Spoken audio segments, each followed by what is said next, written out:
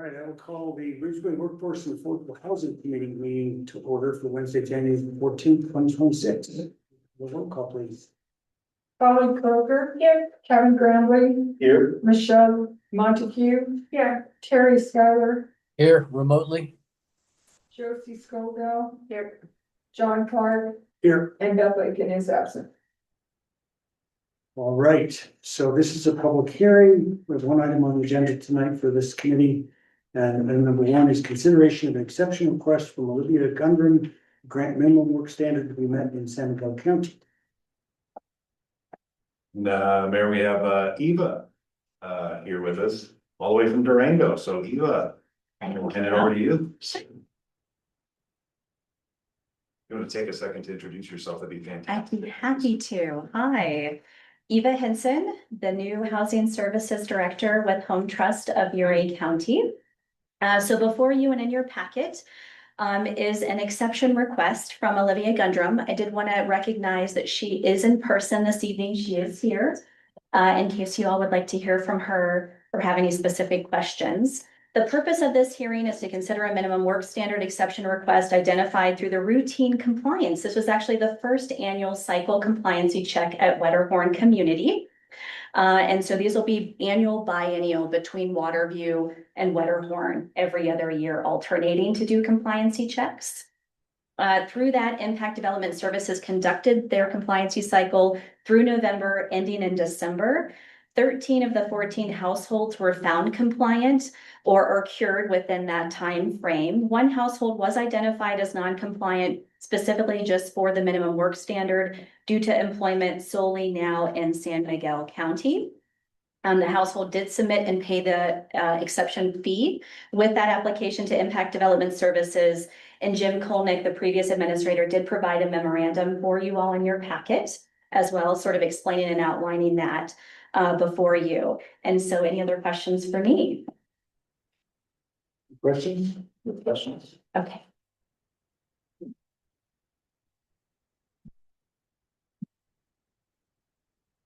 All right, Olivia, you want to come on up and explain what happened? Yeah, just up here. Yeah. Great. Please. Excuse me, can you hear people when they're standing at the podium? Sure. So I bought my home, one of the Wetterhorn homes through Rural Homes just about 2 years ago now. So in January of 24. When I initially bought my home, I was working for Colorado Autism Consultants, which through them I worked on school contracts in Ouray, Ridgway, and Telluride. I was spending probably half my time in Telluride and then half my time split between the two schools here. The last school year, the Telluride school offered me a full-time position directly with the school rather than working on school contracts through Colorado Autism. It was a much better offer and something that has really been a goal of mine since I'm a behavior analyst. Sorry, I didn't say that. So I'm like a behavior specialist for the school districts. And it was really a goal of mine since I became a BCBA 2.5 years ago that I wanted to work full-time with the school. Just to really be part of the school community, have the school schedule, and all of that, have the benefits, the health insurance, the pension, everything that's offered through the school, which I wasn't getting through working on contracts. I was having to work all through the summer, even though I was full-time in the schools. So I ultimately accepted the offer with Telluride Schools, and just started my second year with them. Because of that, now all of my work hours are, of course, in San Miguel County. Trying to think if there's other information. I don't know if you guys have questions. Anybody have questions for? No questions. Congratulations. Thank you. Well, Sounds like a better option for you. And yeah, and I mean, I said this in my letter too, like I would love to work in Ouray County. I loved working at the Ridgway School. It's just a little bit small right now with funding, so they can only offer part-time. I have been not to say too much, but talking with the special education director a little bit about maybe in the future trying to create some kind of split role. So, yeah, Okay, thank you. awesome. Thank you, guys. Appreciate it. Thank you. So, it would appear that we have, authority to grant this exception and, if anybody has any other comments or questions for either Eva or staff here, I have a comment. go ahead. I think it's great that originally the homes were offered to people working in this area, because that's the whole point of workforce housing. But I also don't feel that that should ever limit someone's job opportunities. And that they would then be told that they have to sell their house because they're working in a different neighboring community. And so I have no problem with this exception, nor would I if we were faced with this in the future, because I don't think. I mean, it's the hang up with employers providing housing, right? So you lose your job and you lose your place to live, right? So I would never want to hold anyone to that standard. So I think that this is a very reasonable request. I agree, and especially being part of the school system. Congratulations on the job, that's awesome. And you're not building bombs, you're not, mixing cocktails, you're doing good for the community, and that's exactly what those homes are for. So, And I think we have precedent for this already, don't we? Yeah, we did an exception already for another homeowner who works at the Telluride School District. Yeah, there's actually two others. So there's Maria and Aaron also work. Yeah, thanks for all the incredibly hard work that you do. It's incredibly appreciated and I have no issues with you continuing to give back to the broader community. Thank you, I appreciate that. Yeah, I'm ready for motion. Mayor, we treat this like a public. Oh, sorry, that's right. This is a public hearing, so, I need to open this up to public comment, either here in the room or anyone online. Apologies for that. Don't see anything here in the room, no hands up online, going once, going twice. All right, I will close public comment and bring it back up here for deliberation. Anyone else? I move to grant the exception request to Olivia Gundrum, the minimum work standard exception with work performed in San Miguel County, so long as the following conditions are met. The applicant meets all requirements of the That's supposed to be covenant. covenant, I'm like, what? Covenant and guidelines, except the minimum work standard in Uray County. The applicant meets the minimum work standard in San Miguel County. Seconded. All right, motion by Michelle, seconded by Polly. Actually, we have to do a roll call vote, sorry, because we have one online. So roll call, please. Or member Grambling, aye. Kroger, Montague, Skylar. Aye. Passes unanimously, thank you.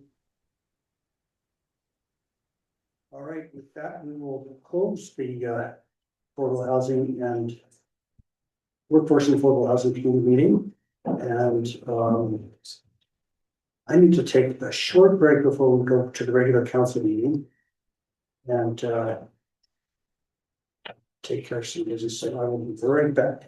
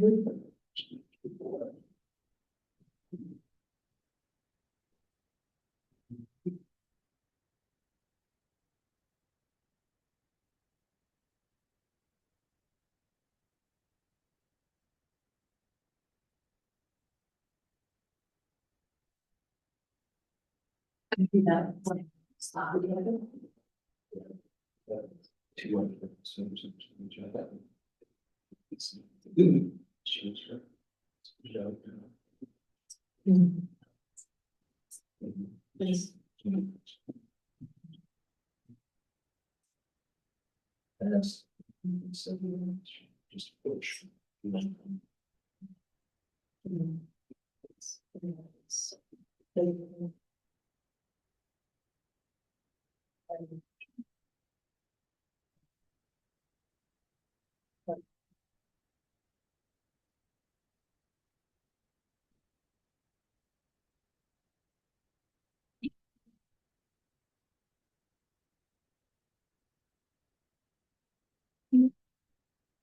You guys, see you around. Congratulations.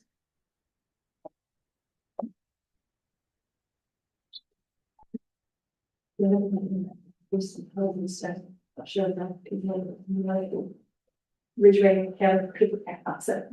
That's on the free market. I don't know how that's numbers with them there too. The deed restricted. Probably tough so such.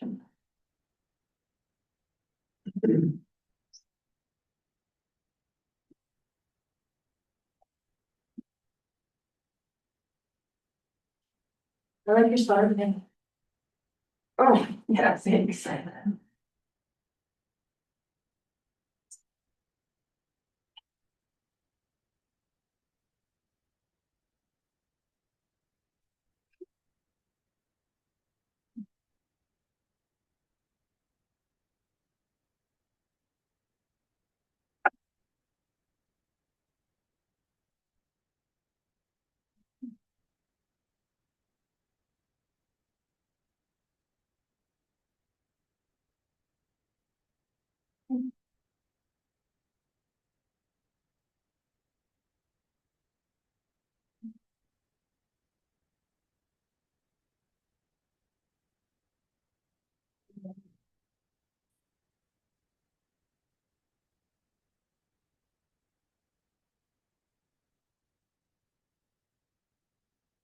Questions?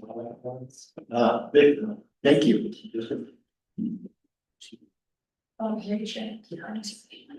So you're sitting on the sure, guys. But.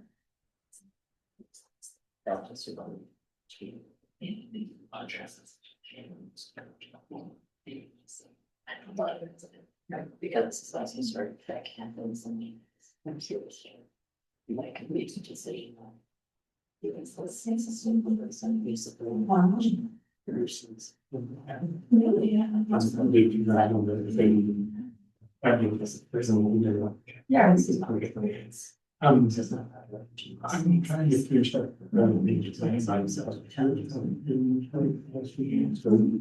We're gonna our program.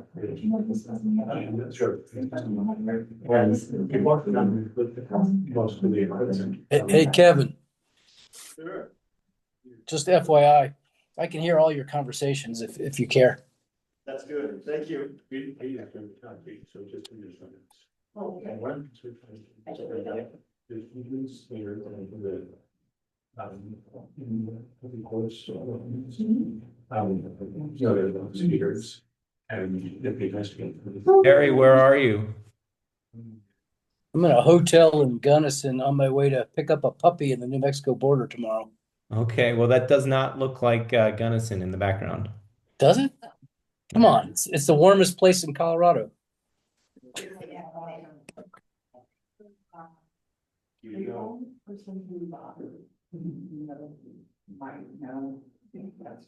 It's actually a photo I took when I was in Honduras. Cool, cool background. Yeah, it's neat. Beautiful beach. Yeah, like how many BTUs. We'll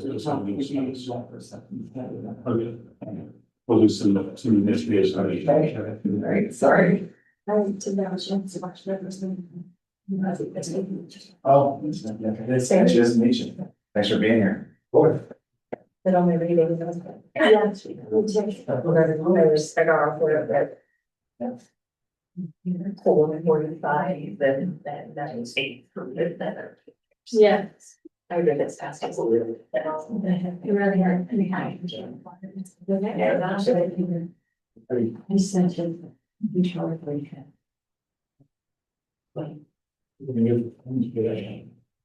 No, we managed to do that. It's, the owl still really likes to. It just, And I feel like I'm just in the middle of nowhere down here, like I was gonna just go sit over there, that seat. You should. Josie, I would just Josie. feel scared to like. Be the only one that owl sits on right down there.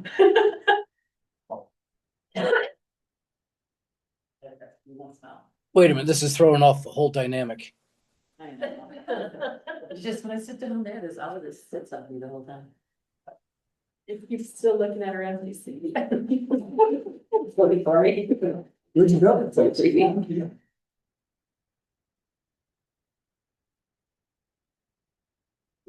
Almost ready.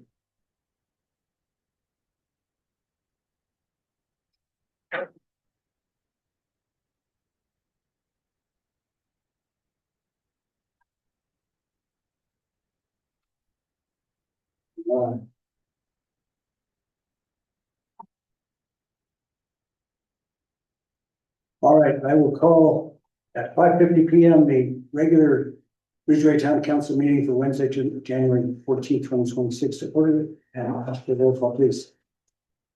Councilors Granby, Here. Kroger, here, Montague, here, Skylar, Here, Scoville, there. Mayor Pro Tem Lakin is absent, Mayor Clark. Here. Thank you. First item on the agenda, are there any additions or deletions? Mayor, I have one. Would like to request an item at the end of the agenda to discuss the setting of a special meeting date in the next 10 days to 2 weeks. To talk about the Beaver Creek Diversion Restoration Project, lay out where we are with total costs. Discuss the need to amend our contract with the design engineer and talk about next steps with the project. Okay, great. We'll call that item number 16 ahead of the written review reports. That work? Perfect. Great. Thank you. Yep, thank you. That brings us to adoption of the consent. Is there anything on there anybody wants to pull off? If not, is there a motion to approve? I move to approve the consent agenda. All right, motion by Terry, seconded by Polly. Roll call vote, please. Council members Granby, Aye. Kroger, Montague, Skylar. Aye. That brings us to public comments. This is established time on the agenda for the public to address council regarding any item not otherwise listed on the agenda. Do we have any public comments tonight, either here in the room or online?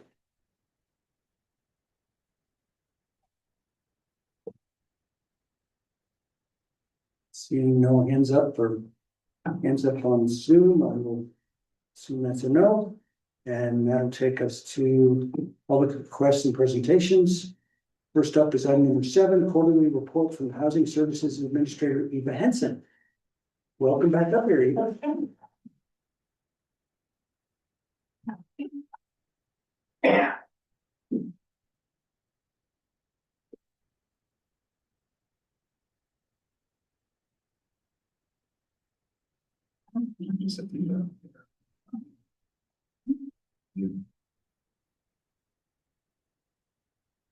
I'll sort of look sideways, but also not engaging. It's all good.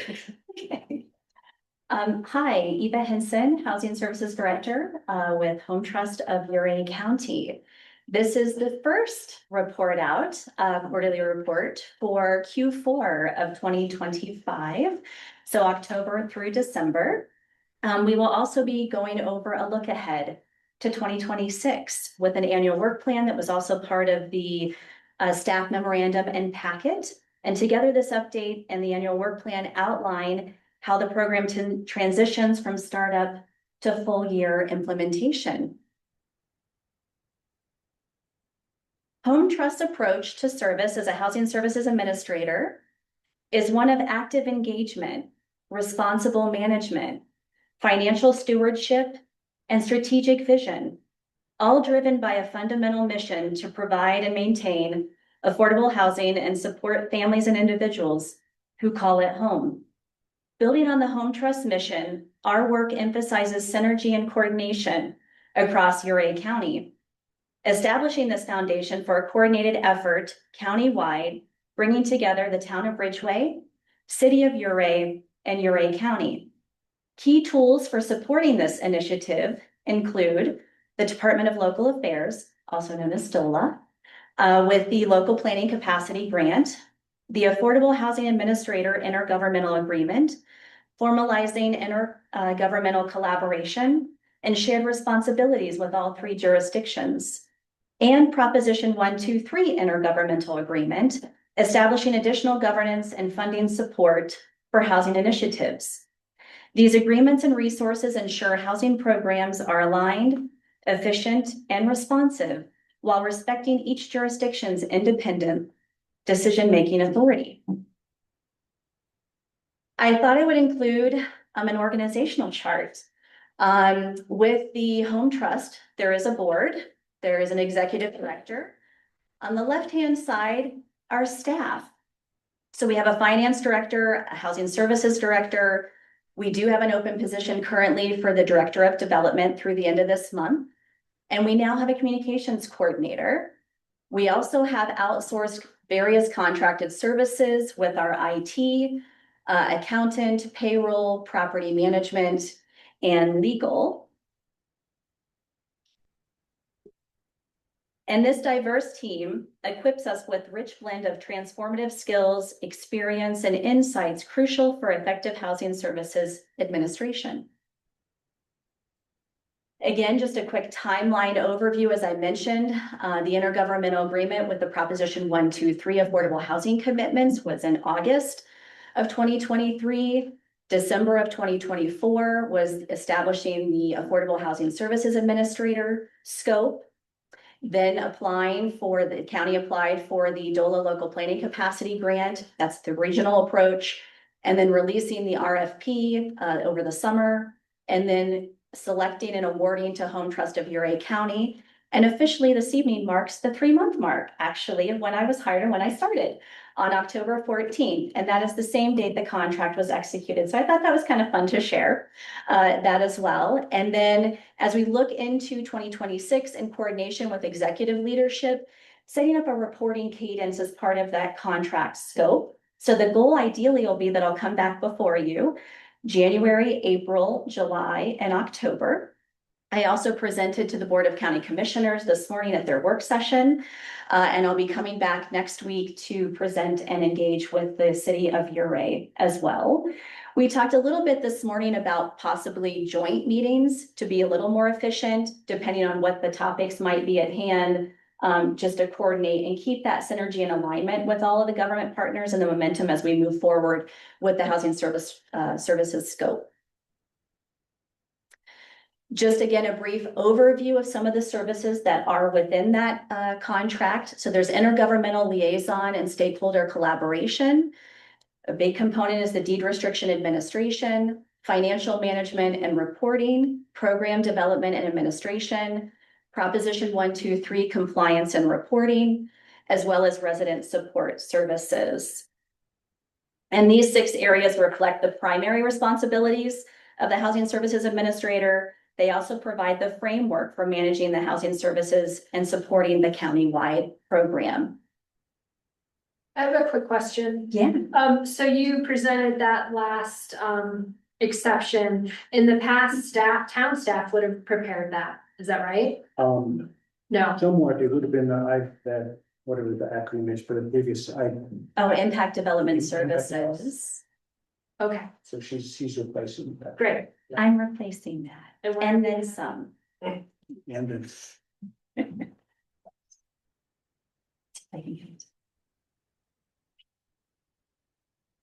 It's like frozen, sorry. Maybe if I. Sorry, let's try forward. there, There we go. Okay, great.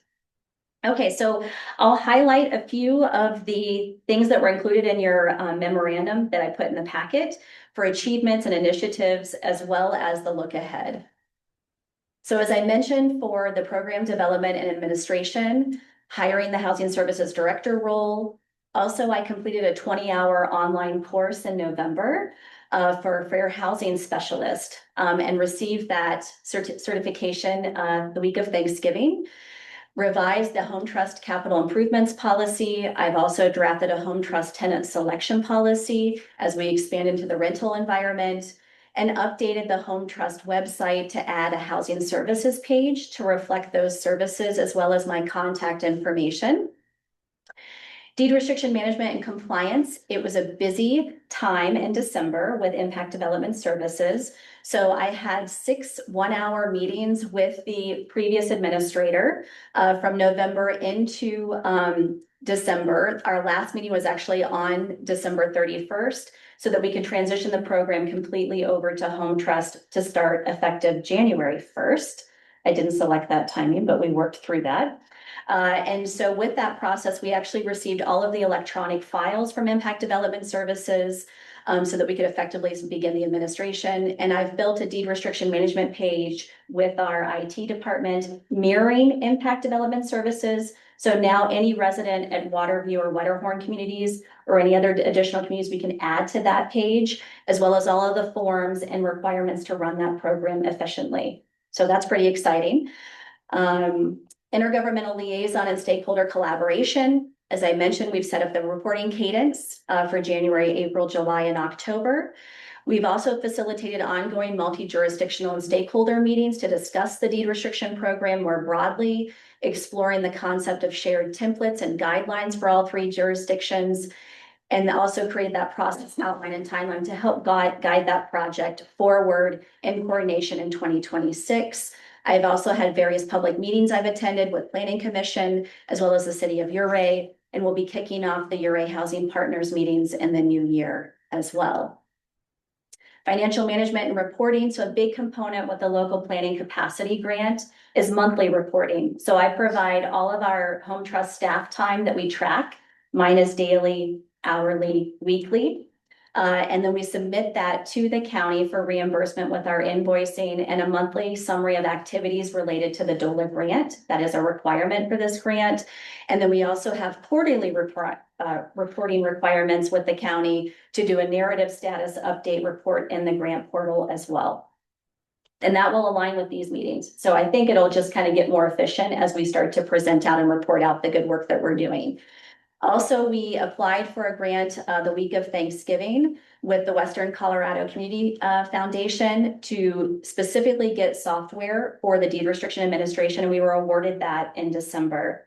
So we got a $25,000 grant, and I'm kicking off the software implementation project actually tomorrow with the Kintone software company. It is also the same software that San Miguel Regional Housing Authority uses. It's a cloud-based software to store all of the inventory, so we have it centralized in one place. It'll also eventually have portals for owners and tenants to do compliancy, submit exception requests, etc., to have some automation to the program. It will also be able to date and timestamp any communication, which is critical with the deed restriction program. Proposition 123, we've had some milestones happening on this. So Town of Ridgway completed that fast tracking expedited review in November and would be eligible for the additional $50,000 incentive money with the local planning capacity grant. We also were able to get the county over that milestone as well before the new year. So they are also eligible for that additional incentive funding. And the city is tracking and targeting to do fast tracking expedited review for the spring in 2026.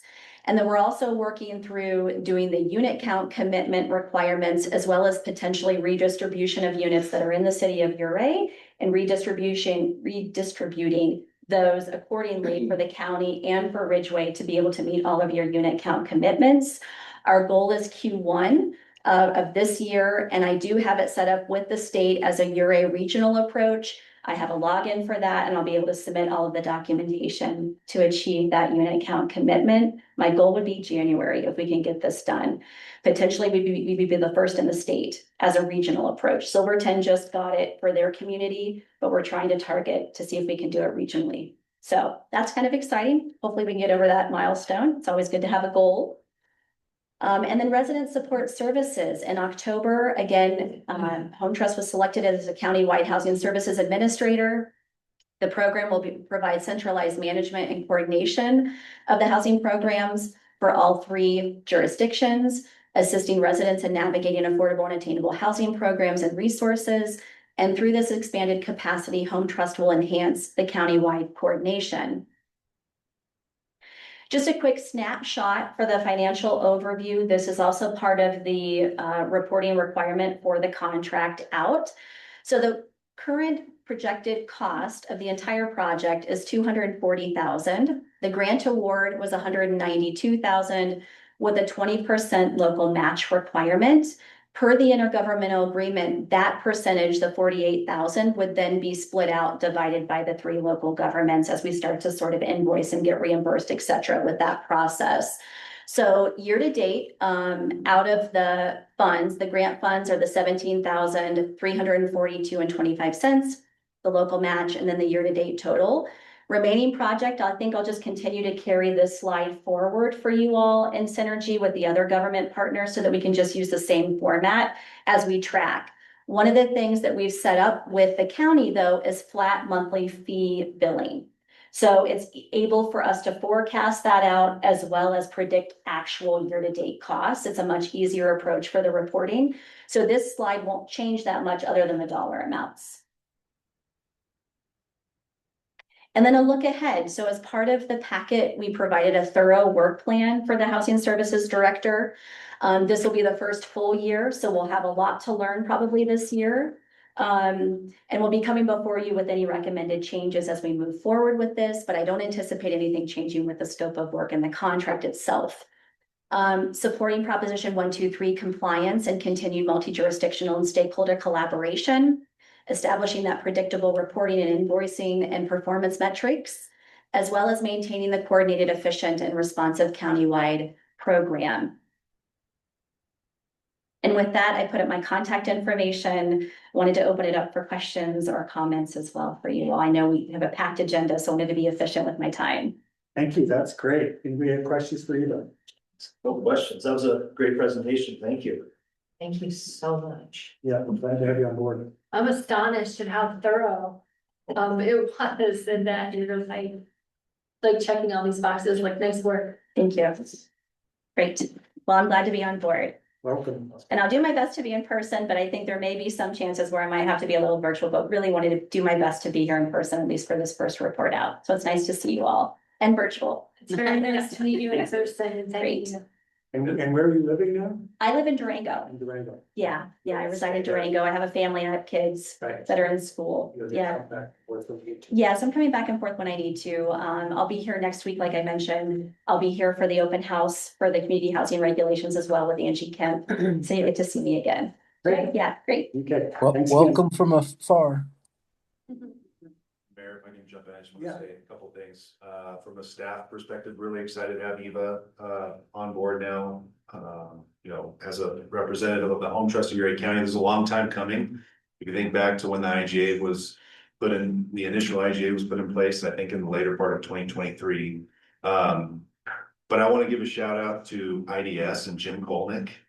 They were great to work with over the period of time since here in Ridgway, Wedderhorn Homes came on board, and they really did a tremendous job, and they did make some huge strides in that period between the time Eva was hired in October to December 31st, New Year's Eve. They were very responsive and attentive to the needs to get Eva and Andrea and other Home Trust representatives onboarded to take on these responsibilities now after the first of the year. So I just want to say thank you to Jim, to IDS.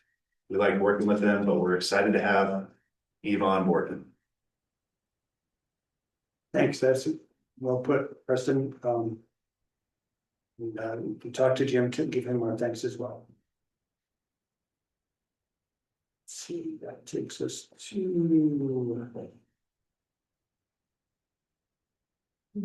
item number 8, which is an update from the Ridgway Sustainability Advisory Board. I believe Sheridan's going to present that for us. Welcome. Hey, thanks.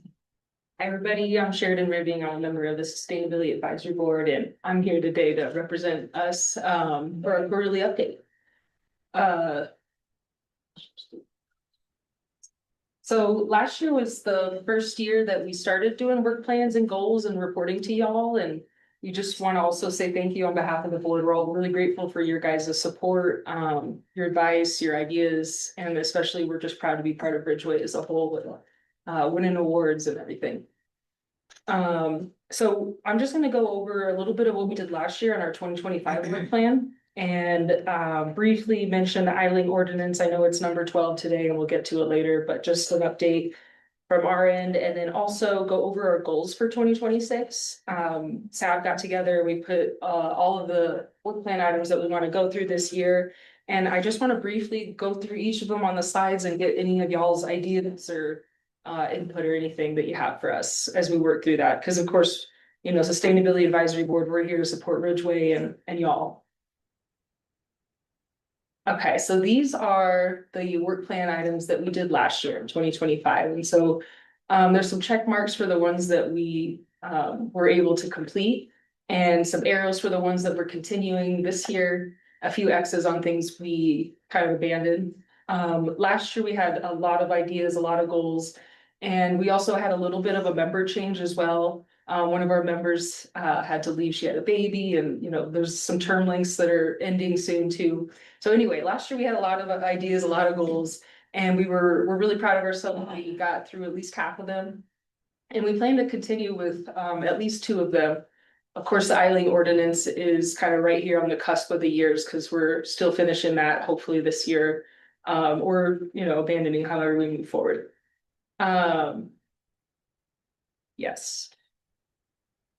So this is an overview of all of our 2026 goals. We have 8 goals that we are focusing on. We decided to do fewer because we just want to have a lot more energy, especially for numbers 1 and 2 coming up for year 2026.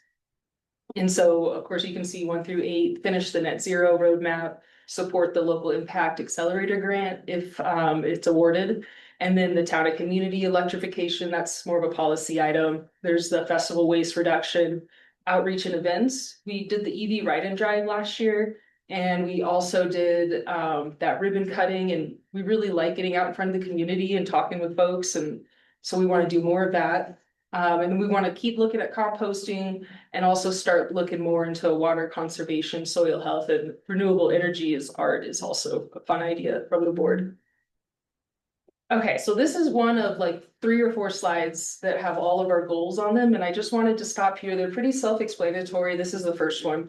And you know, get any input or thoughts from y'all as you read or as I kind of briefly explain what each of them are. So last year we began this net zero 2030 roadmap.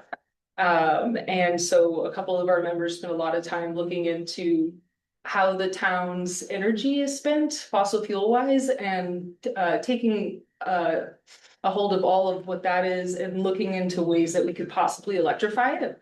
And so this year is to finish that roadmap and begin some pilot projects.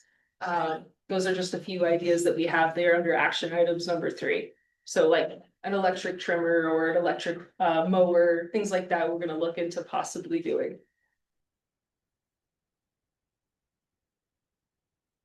All right.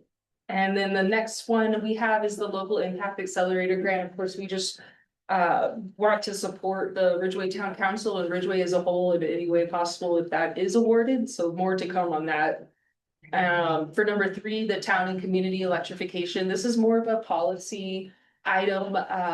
We are hoping as a board to get together and figure out some ways that we can encourage the town to adopt a requirement for all new construction to be all electric. And that to us really does require a lot of public outreach and education. And so there's also a possibility of maybe getting together with SMPA and having a Bratson kilowatts sort of thing that other co-ops do, and just talk to folks about that possibility.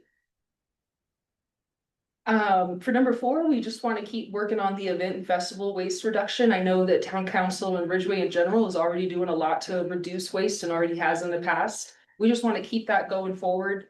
Last year we had volunteers that were managed all the trash cans to help people recycle, compost, and do trash.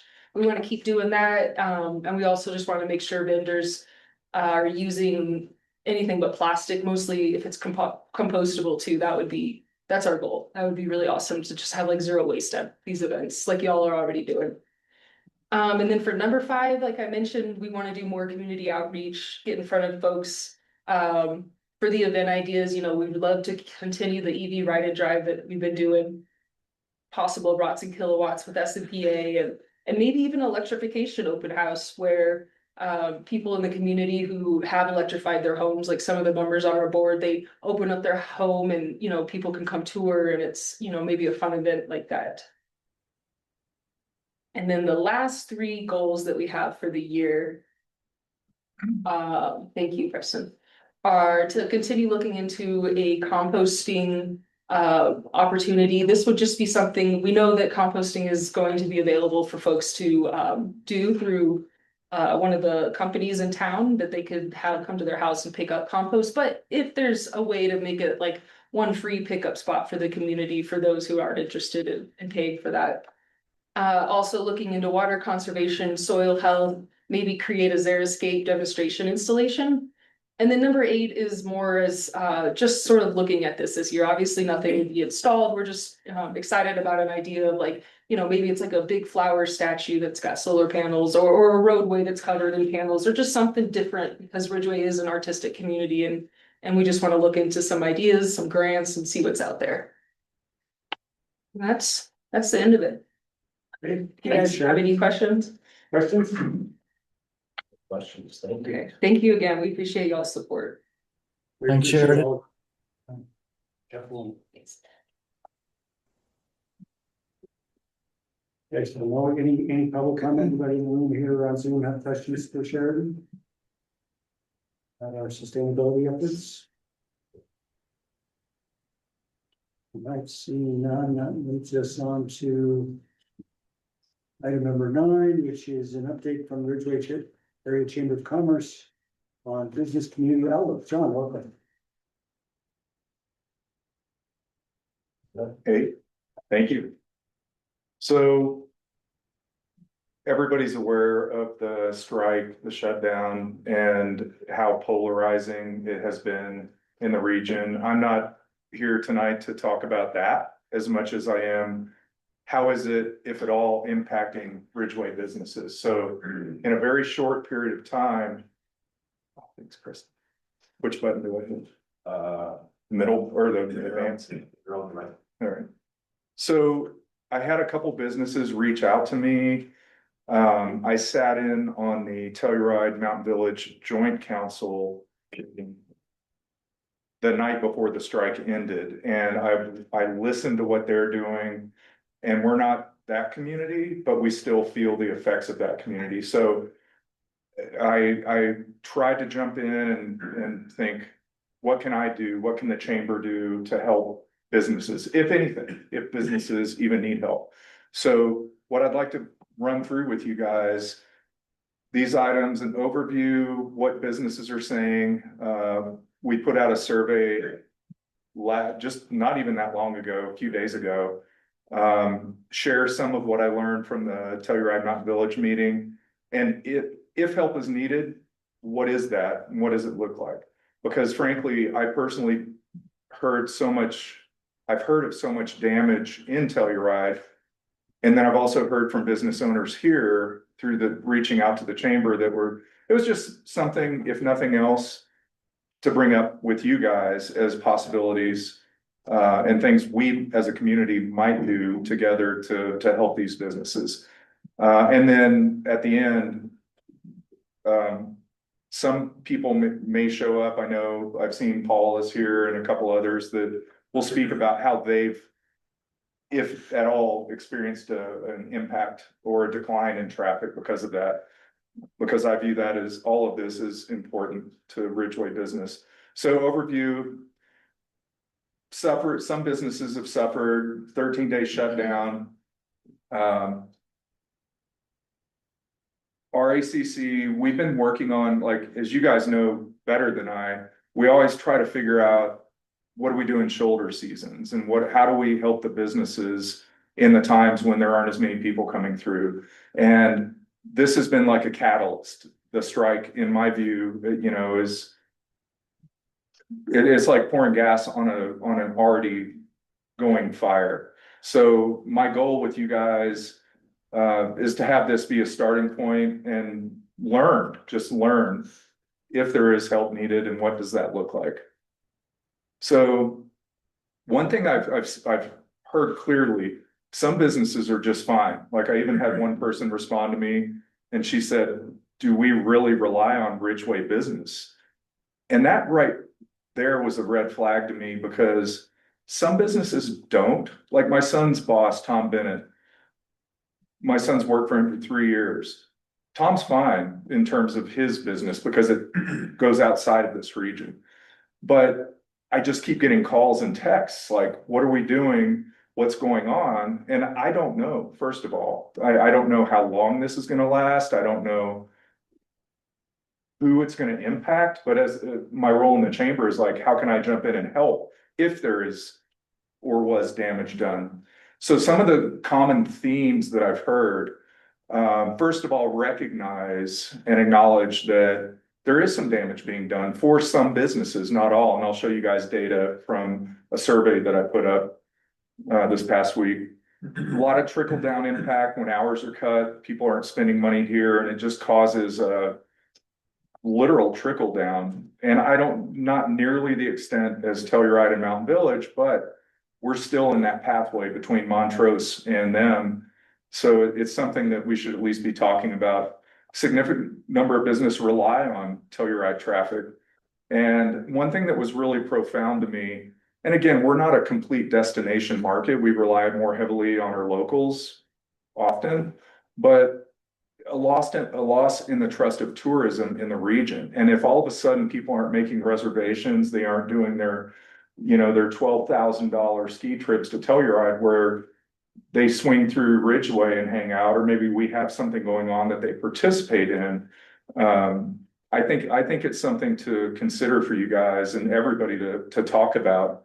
And a lot of businesses who are struggling, they're not just rolling over wanting handouts, or they're redesigning their offer to the marketplace. They're doing things to recover those lost revenues, which is really cool to hear about. Is it enough for some businesses? Maybe, maybe not. It just depends on who they are. So I'm going to go through these really quickly. If anybody wants me to hang on a slide, just let me know. But I asked 9 questions to specifically business owners, local business owners in town. And we got 18 replies. So it's a small sample, nowhere near scientific. So take that into account. But of those who responded, it's promising that there are that many people that say there's no impact. And then you can go through, and I can share this data with any of you who want it. But some of these slides are promising to me.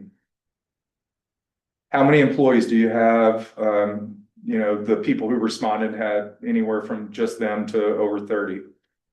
Have you reduced hours or staff due to the shutdown?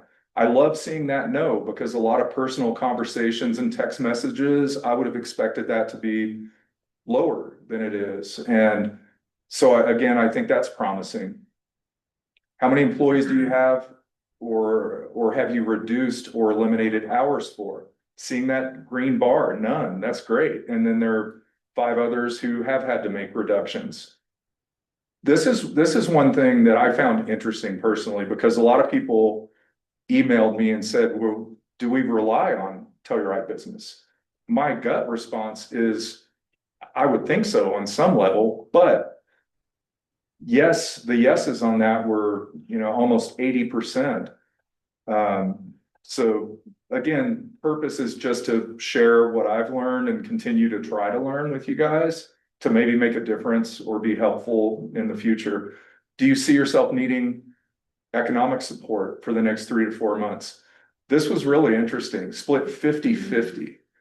And I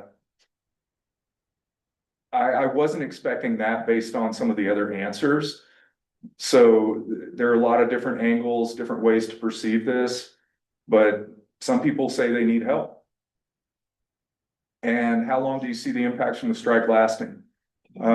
Again, glad to see that green bar. It's not impacting me. 1 to 4 weeks, 1 to 6 months, 6 months or longer.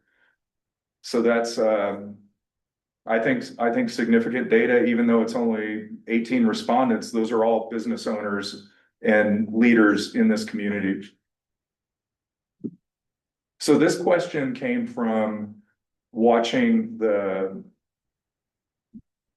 joint council meeting a week and a half ago, and they were allocating funds, they being like Telluride Foundation and both towns and others. Where would people need help? Because and the general business consensus is they don't want to just give like PPP money. They don't want to just like start handing out money that's not trackable. So the way the Telluride Foundation is doing it, and we're not apples to apples with them, but I still think there is a similarity in terms of tourism. Inventory bills, rent, and I don't need any help. That's great to hear here. When they disperse those funds, they're tracking them. They're making them go to fixed costs for the businesses. They're not just giving money. So I thought that was appropriate and a good thing. How's your business doing overall? Most doing fine, meeting goals, could be better, but okay. Need some help, just over 20% of the respondents.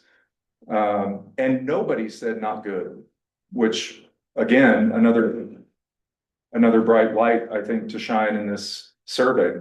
So when I went to that meeting, and I'm not timing myself, I timed myself with my daughter earlier when I was reviewing this, and hopefully she's paying attention to this, but when I look at this, data, I have to think it's going to trickle down to us. So a lot of people say, well, the sales were down anyway because there's no snow, which is accurate. Of comp resorts, they did not list those resorts, but I think Park City is probably one, and they didn't mention any others, but they had a maximum 6% decline in December in reservations compared to 42% in December for Telluride and projected 52% in January. And they have a pretty solid company running these numbers for them in key data. And so I was just taking notes, and I didn't want to put all my phone pictures from the presentation on here for you guys, but recovery from loss of bookings takes time. And that was one theme that I hadn't considered as much, but and they went through a lot of analytics that I didn't even understand the acronyms that they were using, quite frankly, but the takeaway was, if people fear a strike, or if they fear they can't take their family on their vacation to the region, they cancel bookings, from lodging to Telluride's local business here, transporting people. And Montrose, I've been hearing some things from them on their impact and lack of rides from Telluride Express. So how do you recover from that? What I'm learning is they push their reservations, so the data will populate in February, March, April, based on what the people who have the reservations are allowed to do, because some management companies, you can't transfer, you can't do a lot of things. So this is all very general, purely to incite a conversation on what, if anything, can be done. Telluride Foundation has their Good Neighbor Fund. They give $2,500 to a business in the form of paying for fixed costs like rent, like inventory, and so on. So they're not just giving random PPE money, they're actually showing it's going to keep you and your doors open. Another thing I learned today, I met with Tara and Region 10, and Region 10 has a wonderful sort of grouping of offerings to help those who need it. And you guys probably know this better than I, but I just learned they have loans that are very favorable interest rates if you meet certain criteria. And it was a pleasure to meet with those ladies today. And another thing is towns. So Telluride and Mountain Village both, and I'm only comparing them, I'm not comparing them to us, just saying this is what they are doing, and we feel the tailings from that in some form or fashion often. They each get 1.1 million in lot dollars.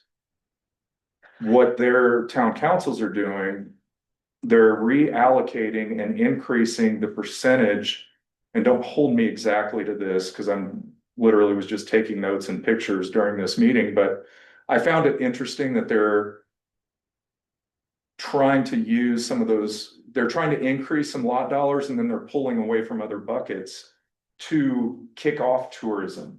Because when you listen to the people who spoke at that meeting, it's not like an instant fix. So when they're trying to figure out how to solve the problem, which is again why I'm here tonight. It's like, one, is it a problem? And how do we make hopefully a dent in helping our local businesses? So there it is, and we're not gonna have answers tonight, but I hope that this is enough to make you guys, I'm sure you already are wondering what impacts on our community this is having, but what does it look like? And a lot of feedback from the businesses, we don't want taxpayer dollars helping private businesses, totally fair. We don't want certain things. So is it grants? Is it friendly loans? Whatever that is, if it's needed. That's what I'm looking at, and those are the conversations that I'm having. So I wanted to share all of that with you guys just to get your 2 cents. And we're not gonna answer it tonight, but while we're here, we'll see who's here. I know, so I have to say, Andy from Tellurides, he's probably one of the most impacted businesses because he relies, I don't know the percentage, but it's a significant portion on the traffic between here and there. And he went from 34, he has 34 employees, 25 of them are drivers. A lot of them are part-time drivers. They're on call, they're ready to go. His vans are sitting in his parking lot. And as I get to know all of you, Andy is one of the people one of many people in this community who is like, how can I help?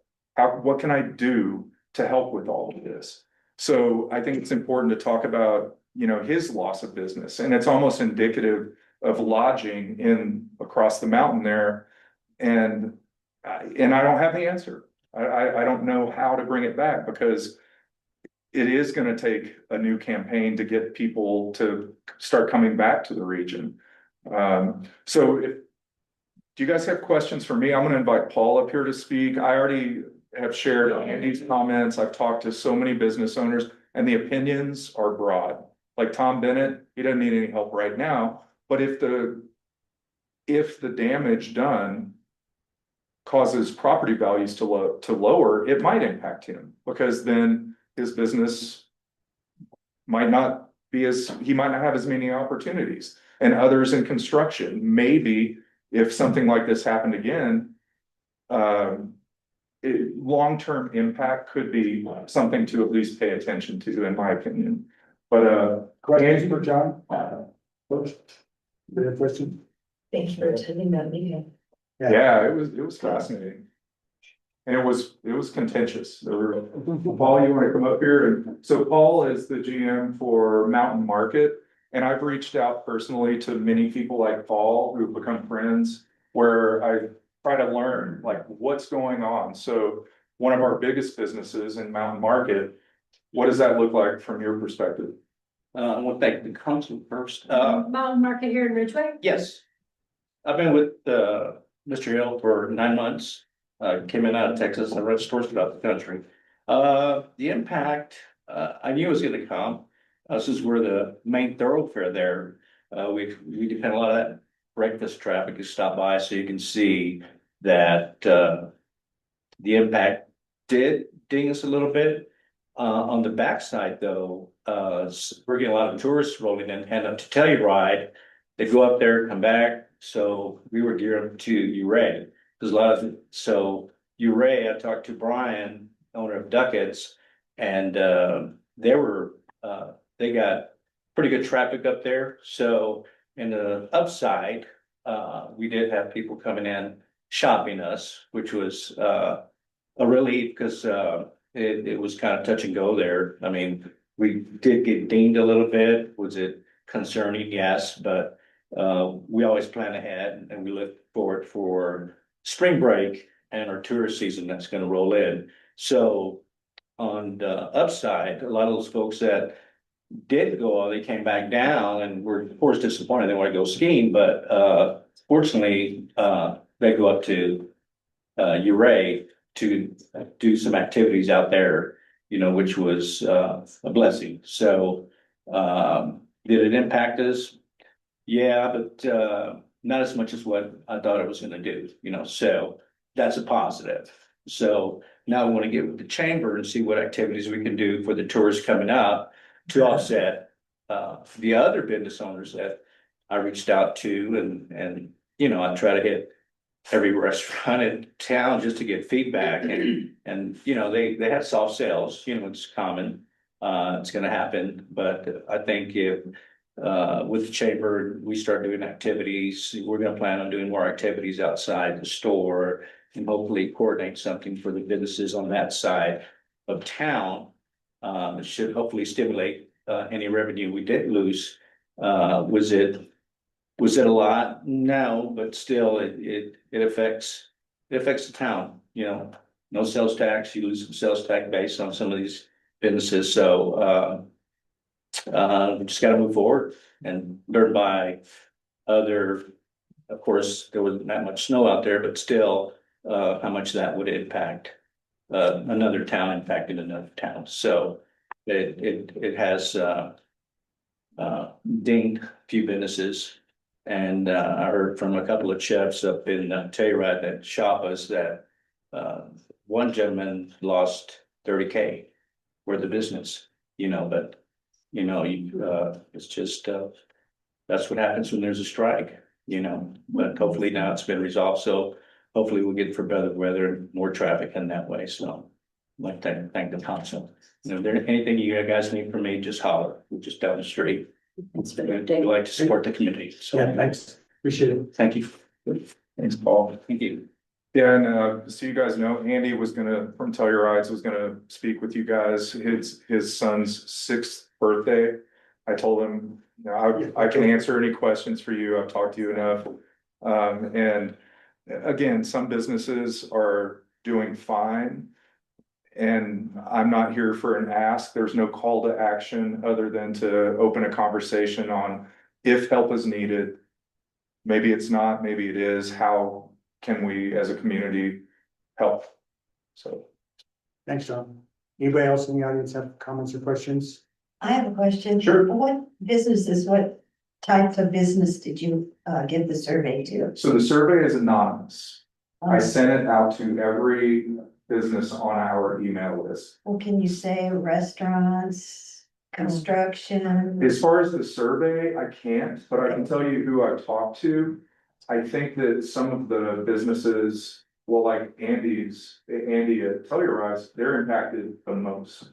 Some people like Matthew from Colorado Boy, Colorado Girl, probably impacted the least, if impacted at all, because a lot of their business is local business. So it's interesting, it's a broad, it's everywhere in between, from what I'm hearing from people. I do have an answer, Dana, for you. So that list is over 200 business owners. Well, like it has contacts for over 200. I mean, it only went out a couple of days ago. I would be curious to see Yeah, if this the is survey went out longer, if you would get more I just was responses in like curious the if it marketplace. was But it went to construction, to eateries, to Yeah. nonprofits, all across the board. So Thank if you. can I chime in real quick, Dana? This is Holly at Chloe's. Yeah, go ahead, Holly. Hi, because it's you, Dana, I just wanted to let you know, I've completed that survey and of course we don't have any from last year to compare it with. But to Paul's point, from the Mountain Market, I was kind of struck too by the amount of people that, had made their plans or whatever for Telluride realized they couldn't go skiing and had come down to see what else was going on. So we did get some day trippers. And December wasn't terrible. But again, I don't know what it was compared to last year, but the strike, frankly, didn't seem to be the thing that hurt us as much as perhaps helped us a little bit. Great, thank you, Holly. Sue, come on up. Sue Bush, Come on up thank to you. the podium, if you would, just. Sue. I know, I wanted them to. Thank you. Okay, hi, Sue Bush. I appreciate having this data because it's a slow snow year. And now we have this data to see what happens in the future. Because it's also just as generally a slow time of year. Now, the couple of places that I work, we got a lot more foot traffic of people who had been in Telluride, were tired of walking around Telluride and came down here. I mean, the thrift shop had a banger. So, I'm feeling, and 610 Gallery did too. And so I feel like, we got some of that foot traffic that was bored. But I really want to know what, compared to every other year, and with this slow of snow, how that's gonna play out. Because I think as much as the strike or more, it's gonna be that. So, thanks. Thanks, Sue. Anyone else? Anyone online? Thanks for just speaking up, Holly.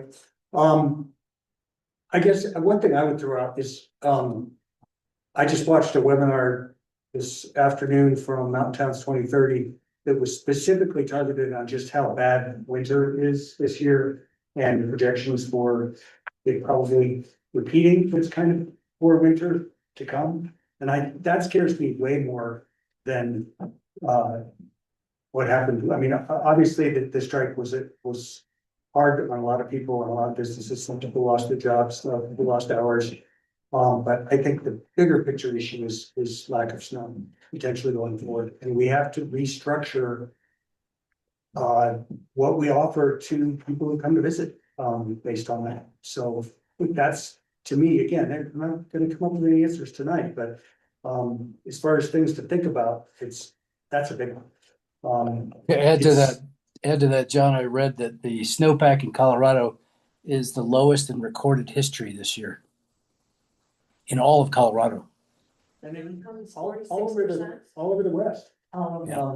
China, Oregon, of course, the Northwest has gotten a ton of moisture, but they're not getting snow, it's too warm. Anecdotally, I was just in Bozeman and in, oh gosh, my brain just decided that it didn't want to go, Jackson Hole.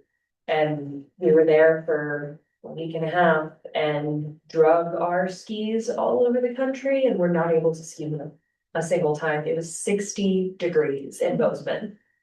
Yeah, it's crazy. Right. So again, I don't want to be alarmist, but I think that's the bigger issue that we're talking about. How that's gonna affect your summer season. Yep.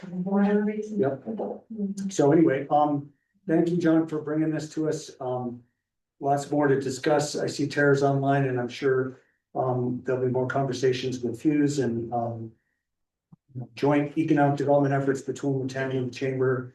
And of course, the local business community is really important. And we've been talking about a lot of these things for well over a year now, with the challenges businesses have had with kind of a down economic time. And gosh, if there's anything, there's a bunch of uncertainty in the future, given what's happening at the federal level. So I think we just have to stick together as a community and support each other and keep communicating, keep talking, and help each other out. I mean, I did want to point out the Good Neighbor Fund you mentioned. There's a Erie County Good Neighbor Fund. So anybody in Erie County struggling in any way, you can apply for those funds from Erie County. I can't remember if the fund is named the same or not, but Well, and it's for individuals, not just businesses. right.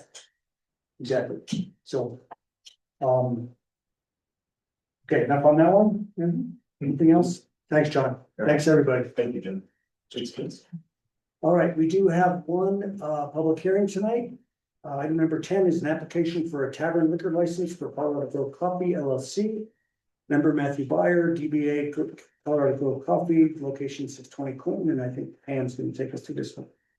Thank you. The town has received a tavern liquor license from Colorado Grill Coffee.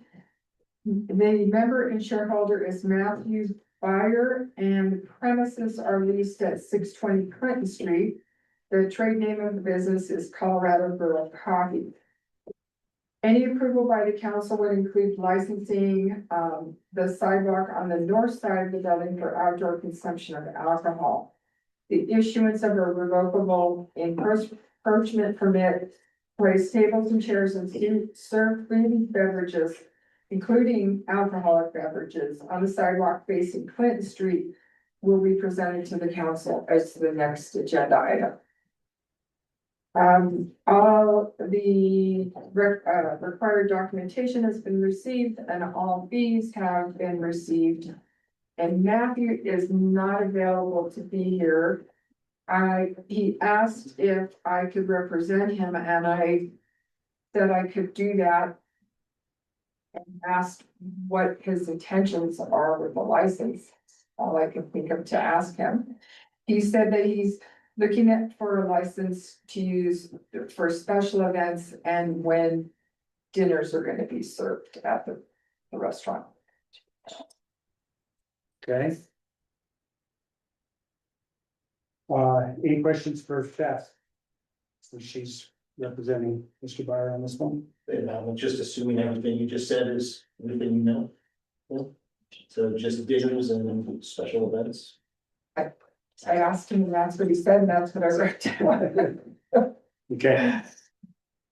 Any other questions for Pam? All right, since this is a public hearing, I will open it up to public comment and ask if the audience has public comment. I have a question. Can you come on up, please? And because this is a quasi judicial kind of hearing, please identify yourself and your address. I'm Lexi Tracy, 844 Charles in Ridgway.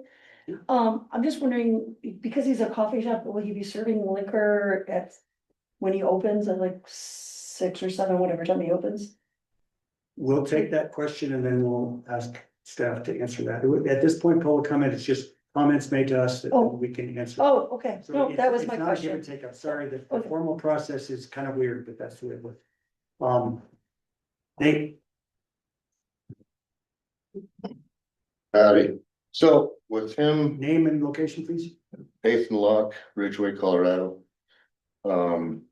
So with him, so we have multiple restaurants there that already have liquor licenses. And if he's gonna serve liquor, he says he's gonna do food, dinner. Does he have the proper kitchen? You know, does he meet criteria as far as public safety, public health? So does he have the space for it?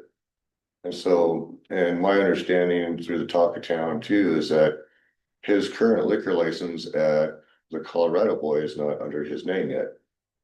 And so we're still wondering, and with the liquor license that is at the Colorado Boy is under a different gentleman's name, whose business is being shut down in Ridgway. Why hasn't he been processed with having to get the liquor license for the Colorado Boy? So how many liquor licenses can one business or one business owner have? So that's my concern. Okay, thank you. Yes, sir. Did you also see that we received a letter, an email letter? Yep, and Pam, I'm not sure, does that need to be entered into the record? Excuse me. We got an email letter. For the meeting. Oh, I did not get that. It came in right for me. I'm happy. I can't remember if it was copied to you or not. Preston, did you see it? No, I didn't see it. So Mayor or someone on council, if you can send that to Pam so we can get that on the record, please. And can somebody tell us who it's from and Mary Men's? And is it something you can read into the record? It's long. It's very long, but I'd be happy to read it if that is. I think, well, I'll defer to Bo on that, but I think you just said the name, but at least identifying the date of the letter for now and just reflecting that we'd like it in the record would be good. Bo, go ahead. Yeah, I would agree with that we will include it as a part of the public record. Looks like staff has not seen it, but that the council members have, but we should note that it will be included as the part of the public record for this public hearing. It was sent today at January 14th at 4:32 PM to all members on the town council and mayor. Would you like it as well, President? I'm sorry. Would you like the letter? Oh, please, yeah, thank you. Please. So yes, more public comment, go ahead. Yes, Natalie Booth, Ridgway, Colorado. I am a current resident of the Space to Create apartment building on Clinton Street. I have a couple concerns with the application for this liquor license. Number one being the classification as a tavern liquor license. If it is going to be used during special dinners, I'm kind of curious why it's not being applied for as a restaurant or hotel liquor license under those terms. And I have a similar concern as Nate with regards to a commercial kitchen on site. If special dinners are going to be hosted at that space. Secondary, as a personal record, I am aware of some issues that the applicant has that have come to his attention in the past with regards to some other liquor licenses that he's holding on other locations, namely the Colorado Boy Depot over in the industrial park, with regards to maintaining liquor boundaries. And as a resident in the area, I'm going to raise a concern that I don't have full faith that liquor boundaries will be maintained appropriately in that space, due to previous issues that have been noted by local law enforcement at other locations managed by this individual. And as a resident whose bedroom window faces that property, I am concerned about noise, nuisance, etc. That is that. Okay, thanks, Natalie. Okay, anybody else? Either here in the room or online? Come on up, Dan. Sorry, I didn't stand up the first time, It's okay. but you never know. Like I'm sitting. Dane Ivers, Ridgway, Colorado. He's my tenant. And the way it was presented to me is that Amy from Provisions is going to do, is this okay for me to say this? Or am I supposed to be asking questions? Yeah. Is that she's gonna do special dinners, small venue dinners. I don't know if you guys got that from his application or from what Pam said, but that's what he plans to do. It's not gonna be open every night. And Amy's gonna be a chef. I just wanted to share that. Thank you. Anyone else? Going once, going twice. Right, I will close public comment and bring it up back up here. I will say that and Bo, correct me if I'm wrong, but I believe there've been the letter that we got and some of the comments here in the public comment session were regarding some of his other the applicant's other businesses and the licenses associated with that. I believe we can't really take those into account given this license is for a specific business and as far as I understand it, if everything is in line with this application, it's not appropriate for us to take issues with other licenses into account. Now, that's not to say that if there are issues with some of his other businesses and other licenses, that the town shouldn't be dealing with that on an administrative basis apart from this. This particular application. Bo, am I correct in stating that? So I think that there's two things. Yes, you're absolutely correct, Mayor, in that the town council should look at this criteria for this specific space in terms of if the application meets the requirements for the proposed Colorado Girl space. But then you can also take a look at the community standard in terms of some of the questions and issues that have been brought up. Yeah, it shouldn't kind of be directed with respect to other businesses owned by the applicant, but some of the concerns about the service of alcohol on that block, and if there's the needs and the desires from the community to have that space licensed. You follow that? Okay. So it's up to us to deliberate. Terry has his hand up. Terry, go ahead. Yeah, I was interested in the comment concerning the difference in the nature of the licenses. If what I hear Dana mentioned and what I believe is the objective of having this liquor license. Is a tavern license the appropriate license? I mean, I don't object to the idea of him having a license or the facility having a license to do what's being proposed, but I wonder if it's the correct license. That was also my question. Can address that. So a restaurant license requires that a certain percentage of income is made off of the sale of food. And he did not feel that he would meet that percentage. So that's why he's applying for a tavern license. Okay. Tavern licenses currently being held by the ship, but now I believe they're a tavern license. Okay, think so. So it's used when there's not a large amount of sales of food involved. Okay. Does that answer your question, Terry? I think so, but is the objective to serve liquor or wine or whatever during a catered event? Is that, I would think the majority of the sale of that event would be food. That isn't how the state looks at it. They look at it as a percentage overall of it within the year. And I can't tell you off the top of my head, but I might be able to look it up, that how much percentage of sales have to come from food to have a restaurant liquor license. And it sounds like the majority of his normal business would be food and coffee and such. I would imagine that's why he was thinking that. Okay, thanks for that clarification. I think that when someone, it's one thing if it's a renewal, but I think when someone's applying for a new license, it would be helpful if they attended the meeting. In person or remotely. Had other applicants, and at least for their first license, they show up and they're here to answer questions. And so I don't know if something that could be tabled. But it sounds like I'm sorry, Bose has something. I'll stop.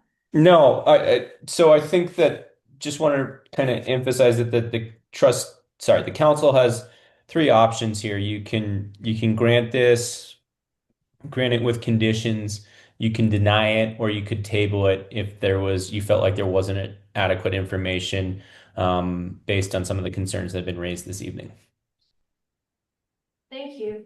So I would recommend tabling it with the community concerns we're hearing, and because the owner isn't here to answer questions, and that the dinner thing is sometime in the future. I And was gonna suggest that. it's a little Think vague. appropriate, yeah. Okay, so we need a motion to table. I move to table the application for a tavern license for the Colorado Girl Coffee. Second. All right, motion made by Paul, second by Kevin. Roll call, please. Councilmembers Graham, Aye. Kroger. Aye. Montague. Aye. Schuyler. Aye. Scoville. Aye. That's unanimously. We'll table this to our next meeting. And just for completeness, Bo, that was 4 options. Approve, deny, or approve with conditions or continue. Okay, thanks. Just want to let you know I'm paying attention. Thanks, Jerry. Okay, that takes us to policy matters. First one is item number 11, issuance of revocable enforcement permit to Colorado Grow Coffee to serve food and beverages, including alcoholic beverages on the sidewalk adjacent to 61 Clinton Street. Town clerk, I think we might want to take this as well. You should, I mean, I'll tell you what you should do. And this is, the only reason this is being presented to you is the application is calling for serving on the sidewalk. And I understand them to serve on a public right of way, they need proof of the local jurisdiction for allowing that. So this permit would need to be filed with the liquor license when it was sent to the liquor enforcement division. Do I hear a motion to table this? So can I make a comment first? Sure. I have some concerns about the outdoor seating on Clinton Street, and I think it's great. I'm not opposed to it. But I think there should be a clear There's a requirement for. area where people can walk. Four-foot pathway through. Okay, well, is I that believe being adhered to, a 4-foot pathway?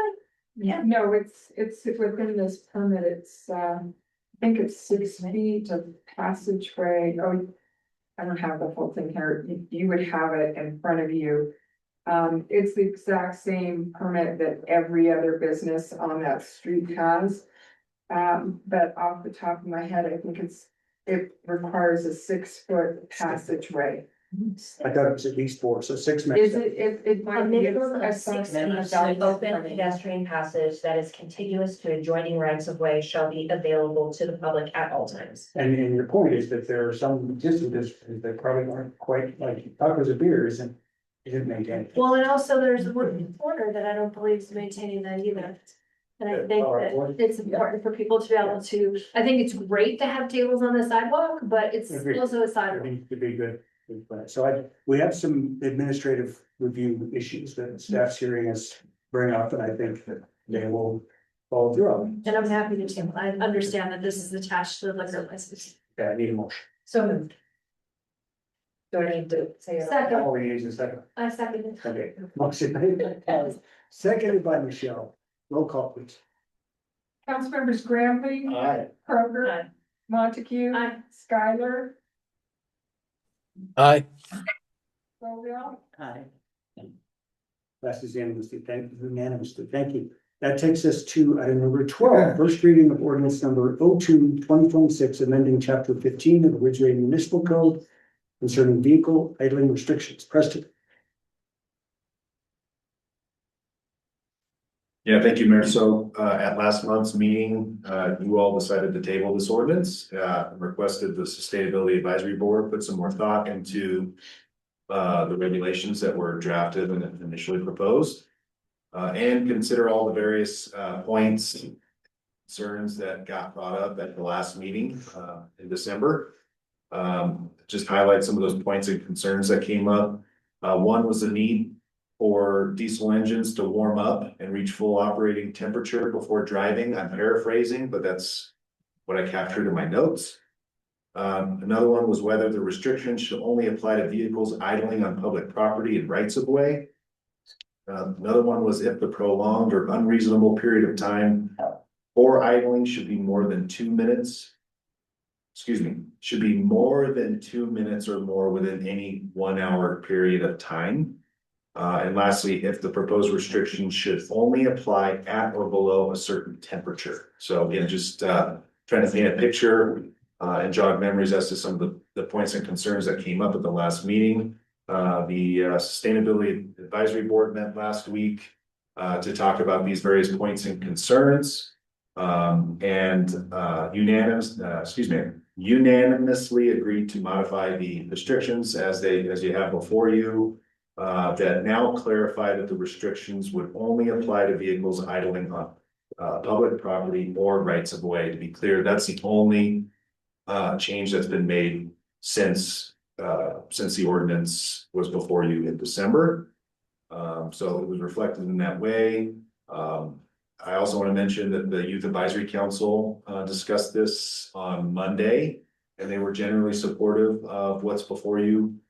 But I noted that they expressed a hope that our officers won't prioritize idling restriction violations over other things. So, and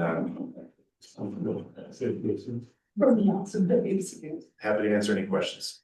Can they explain what their decision was to only address one of the 4 concerns There in are, this regard? for the SAB, there are members of the SAB here who would gladly talk to that. Go for it, Sharon. Okay.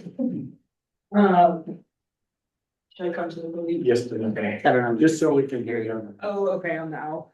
Okay, great question. So we did discuss the 2-minute idling and we thought about potentially moving it to like 3 or 5 minutes. But when we talked about it and we were also learning a lot about idling during this meeting and since then, and we realized that 2 minutes was the best place to keep it, because it really does have a huge impact on your car over 10 seconds. So it didn't really make sense to us to move it up to 3 or 5 at that point. And then for the other one that we addressed, which was the public rights of way, we 100% agree. We should have put that in the first draft. That was what we were mostly focused on, is just public property, no idling, what you do in the privacy of your own driveway.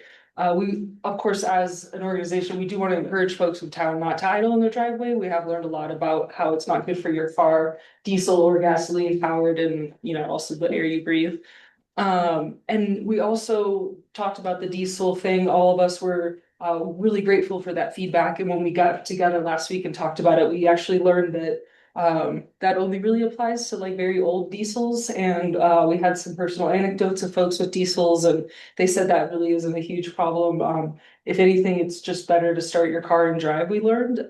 It heats it up more quickly. It's better for your vehicle in general. It's better for the air. And I don't remember what the fourth concern was that we did not address. It should only apply at or below a certain temperature.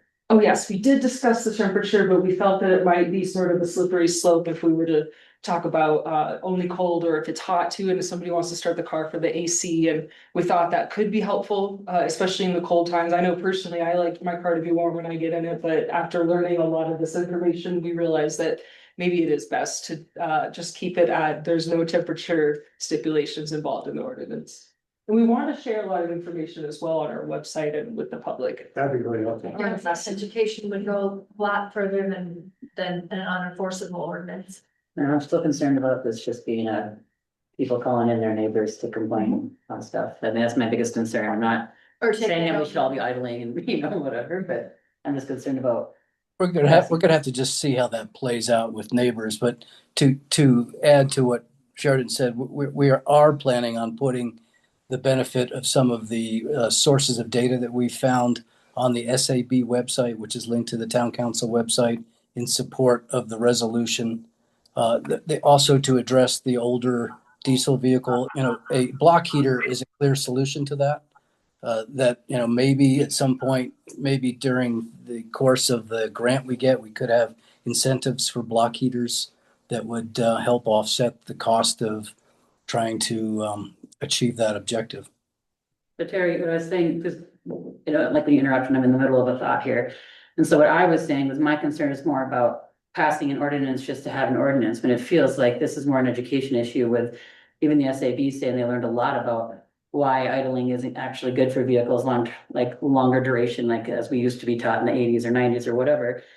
And so I'm just concerned about passing an ordinance that feels not really enforceable, because at least to me personally, it feels like a waste of cop time. And so I'm not a big fan of just having an ordinance just to have an ordinance. I think that educating people about the benefits of not idling too long, like that YouTube video or whatever that was shared with us about explaining why it's not a great thing to let your car idle for a long time. I learned a lot from that video. So I think we need to do that education for our constituents that I don't know, I'm still concerned about.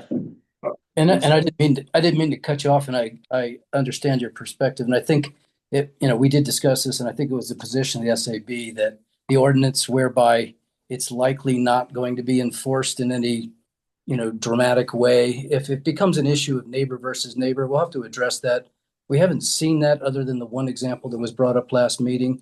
So if that becomes a more prolific issue, then we'll try to address that. But the ordinance is kind of a statement more than anything else. It's a position, and I think the SAB generally felt strongly that we should support that position through the ordinance. So I think that's why we promoted that to the council for adoption. This created a lot of discussion in the community over the past month, and it's been pretty fascinating to hear and to get involved with. And something that was brought to my attention that I've walked away with is, what position does this put our marshals in if we do create this, yet we're not really going to enforce it? How that puts Shane and all of our marshals in a very difficult position, depending on what day, what mood, does the sustainability board, have you put any thought into what this looks like to enforce, or ideas, or is this just phone calls to the marshal's office, or? That is a great question. I think I'll pass it over to. Yeah, Dave. David, come up, enforcement, but I think. Dave, come on up. Or Dana, sorry. Thank you. Just so that we can get you out. Sure. So we didn't talk a lot about enforcement, but I think we all agreed that it's and to a large extent, it's not enforceable, but we want it to be something that people are aware of. And, you know, idling isn't necessary. It causes a lot of issues with the environment. So we'd like people to be aware of it when they, you know, stop at public places in town. I was at the post office a week or two ago, and I actually waited in the post office for 10 minutes to get a package mailed, and the whole time there's a pickup out front with somebody's, you know, sitting in the pickup, diesel pickup, running the whole time, and you could smell the smoke in the post office. So it's a public health issue. I think it's going to be tough to enforce, but I think if we have signs up letting people know that this is a no idling town. Other towns have no idling ordinances, so it's not something that we are only doing. We have signs up to make it, you know, apparent that this is something that the town thinks is important. Then maybe they think twice about parking in front of the post office and idling for 10 minutes. Yeah, I mean, there are concerns about, you know, as Terry says, we don't exactly know what's going to happen when it gets to the enforcement, but I think having some signs up that say at different places, no idling, and the fact this is an ordinance, at least for many people, they'll say, okay, well, I hadn't thought about that. As far as the, you know, PSA information about why idling isn't necessary, there's a lot of good information, and I think we can post that. But the fact is that people aren't going to drive to the post office and then stop and go to the website and look around and try and find PSA information. So we can't rely on, you know, just posting information about why idling's bad. But that's something we should do in addition to having an ordinance that brings it to people's attention.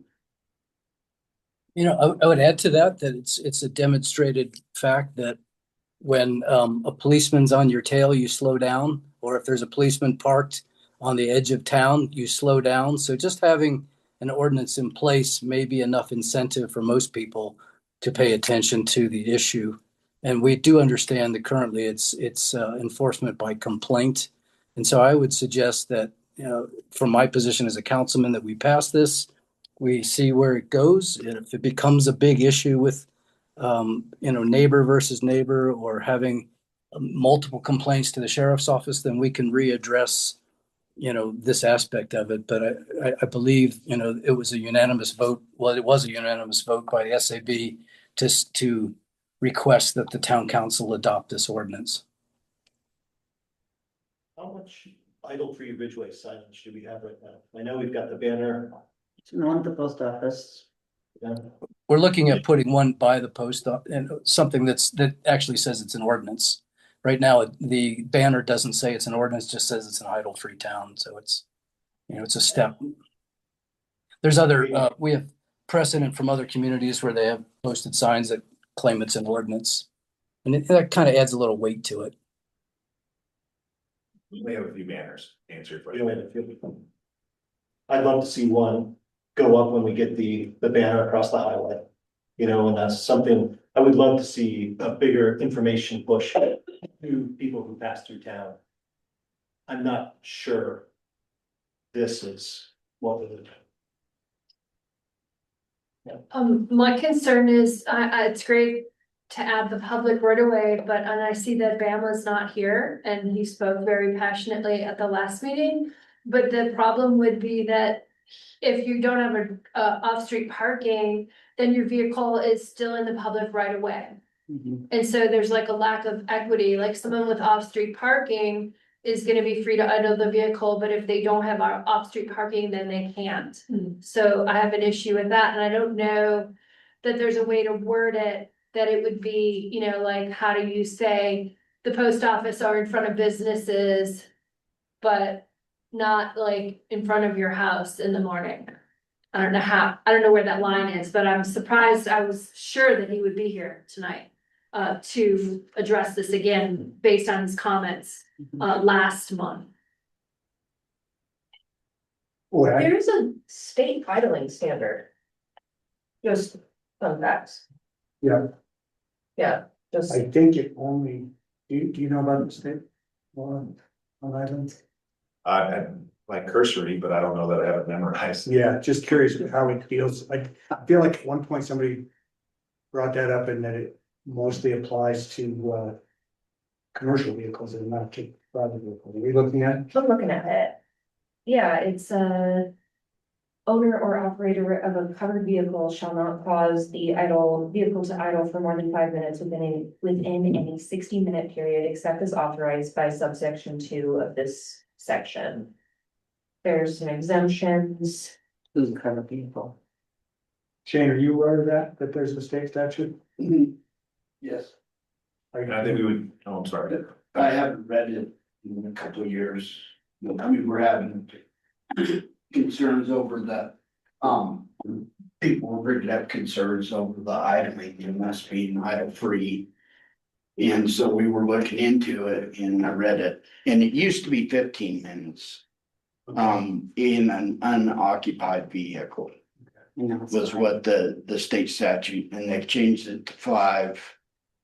One of the concerns I have is it's gonna place us in a position of how do we know when their time started idling and when it stops, and it's gonna be a lot. It's like our ordinance in town for no sleeping in public places or public right of ways. We've endured the Is that homeless guy. sleeping or napping? Yeah, Right. that's living in our parks, and we have no enforcement ability, and this is gonna wind up being the same thing. It's frustrating with my officers. Because there's no teeth, no nothing for us, there's no penalty. So we can write the ordinance, but there's no penalty that the judge can impose on those kind of things. And it gets frustrating for them to enforce those kind of things, without some kind of, penalty or some way to get people to stop. And, I think the educational part of it is good. But, there again, then like signage, where do we start and where do we stop? And we're gonna be in that confrontation with people over, well, I didn't see a sign. I think educational is the way that this should go. I don't disagree. The more I listen to the discussion, thanks Shane. And having heard several members of the SAB admit that it's not really enforceable, I just don't agree that we should pass an ordinance that's not enforceable. I think that's putting our marshal in a really difficult position and the deputies. And it just points out that, I mean, if you are going to adopt an ordinance that is unenforceable, what's the point? Well, they've stated. Let me ask a question. What does it say? What does it say about our community that we've debated this and decided against it? And secondly, do you want the SAB to go back and put teeth to this and make it enforceable? I mean, do you want us to get heavy-handed with it? It's not possible to make it enforceable in a way that makes sense for a town like Ridgway. It's simply not possible. That's clear to me. That's really clear. Well, so the position of the SAB is that we don't want inordinate idling because it's bad for people's health. So what do we do about it? We just strictly do it as an information campaign? That's beyond unenforceable. That's nothing, other than those that choose to read the information. Totally disagree. It's not nothing. It's the proper way to deal with this. And like my response to you is, you said a little while ago that what we should do, and I'll get to you in a second, Jake, that what we should do is adopt the ordinance and then see whether it causes issues with people ratting each other out and things like that, and deal with that at that point. I think we should go the other way. I think we should do a really comprehensive education campaign and see how that goes. And if it goes poorly, then we can talk about an ordinance, but it still has to be enforceable. It doesn't make sense to me at all. I mean, call me libertarian. I am more libertarian than anything. You don't pass regulations that don't that can't be enforced. 100% agree. It's crazy. Agree. So, I mean, we're gonna have to agree to disagree on this one. And I need to take some other comment. Jake, go ahead. Hey, Jake Neese, Ridgway resident. I think the just kind of applying this discussion to some of the other town codes and ordinances, it had me thinking about the dark sky ordinance. And you could say that dark sky also is unenforceable and would pit neighbor against neighbor to rat each other out, enforcement by complaint only. But we don't, I don't know that we see that happening.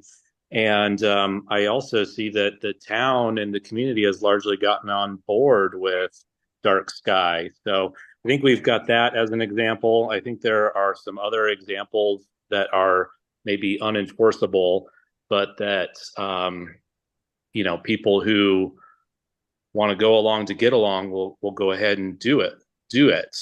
So I just think you could apply all these arguments to dark sky, and we've seen a positive result from that. I disagree. I think the dark sky ordinance is definitely enforceable, and I've seen it enforced. And I agree with you that the best way to deal with an ordinance like that is to have neighbors talk to neighbors. If somebody's light's too bright and it's shining in your bedroom at night, you go talk to your neighbor and ask them if they'll change it. And I can give you numerous examples of where that's worked. I don't think that the idling is the same thing. Dana, come on up. I'm sorry. I'm also a SAB member. Yep. I started this darn thing. I know. I can't believe somebody that got an award for trying to protect their environment is against this. I've been standing, please, I've been standing out, protesting, and my lungs hurt so much from standing out there and having those cars go by. And if you did any research about the carbon gunk that comes out of a tailpipe, you'd understand how detrimental it is to young children that play in that park. I have gone up to people and said, there's an ordinance, and I've gotten the finger. And other people have turned their cars off to accommodate what should be happening. This is not about, it's all about education, just like you guys are saying, but it's not going to get educated to people that come to the post office that don't see a sign. If you just point to it, I don't want to turn anybody in. Nobody's, Rico, Basalt, Dolores of all places, about one of the most redneck towns in our neighborhood, has an idling ordinance. We're just talking about the post office, maybe the schools. Nobody's gonna rat out their neighbor. Come on, you guys are overthinking this. Honestly, it's all about protecting our lungs and our children and the environment.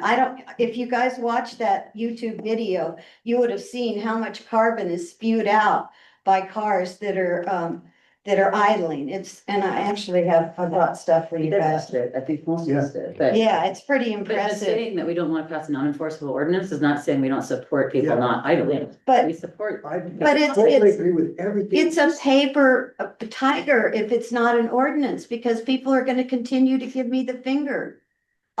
If you had the ordinance sign up at the post office, which is probably the worst place of all, at least I could point to it and people would see it's an ordinance and they wouldn't give me the damn finger, and it might educate them.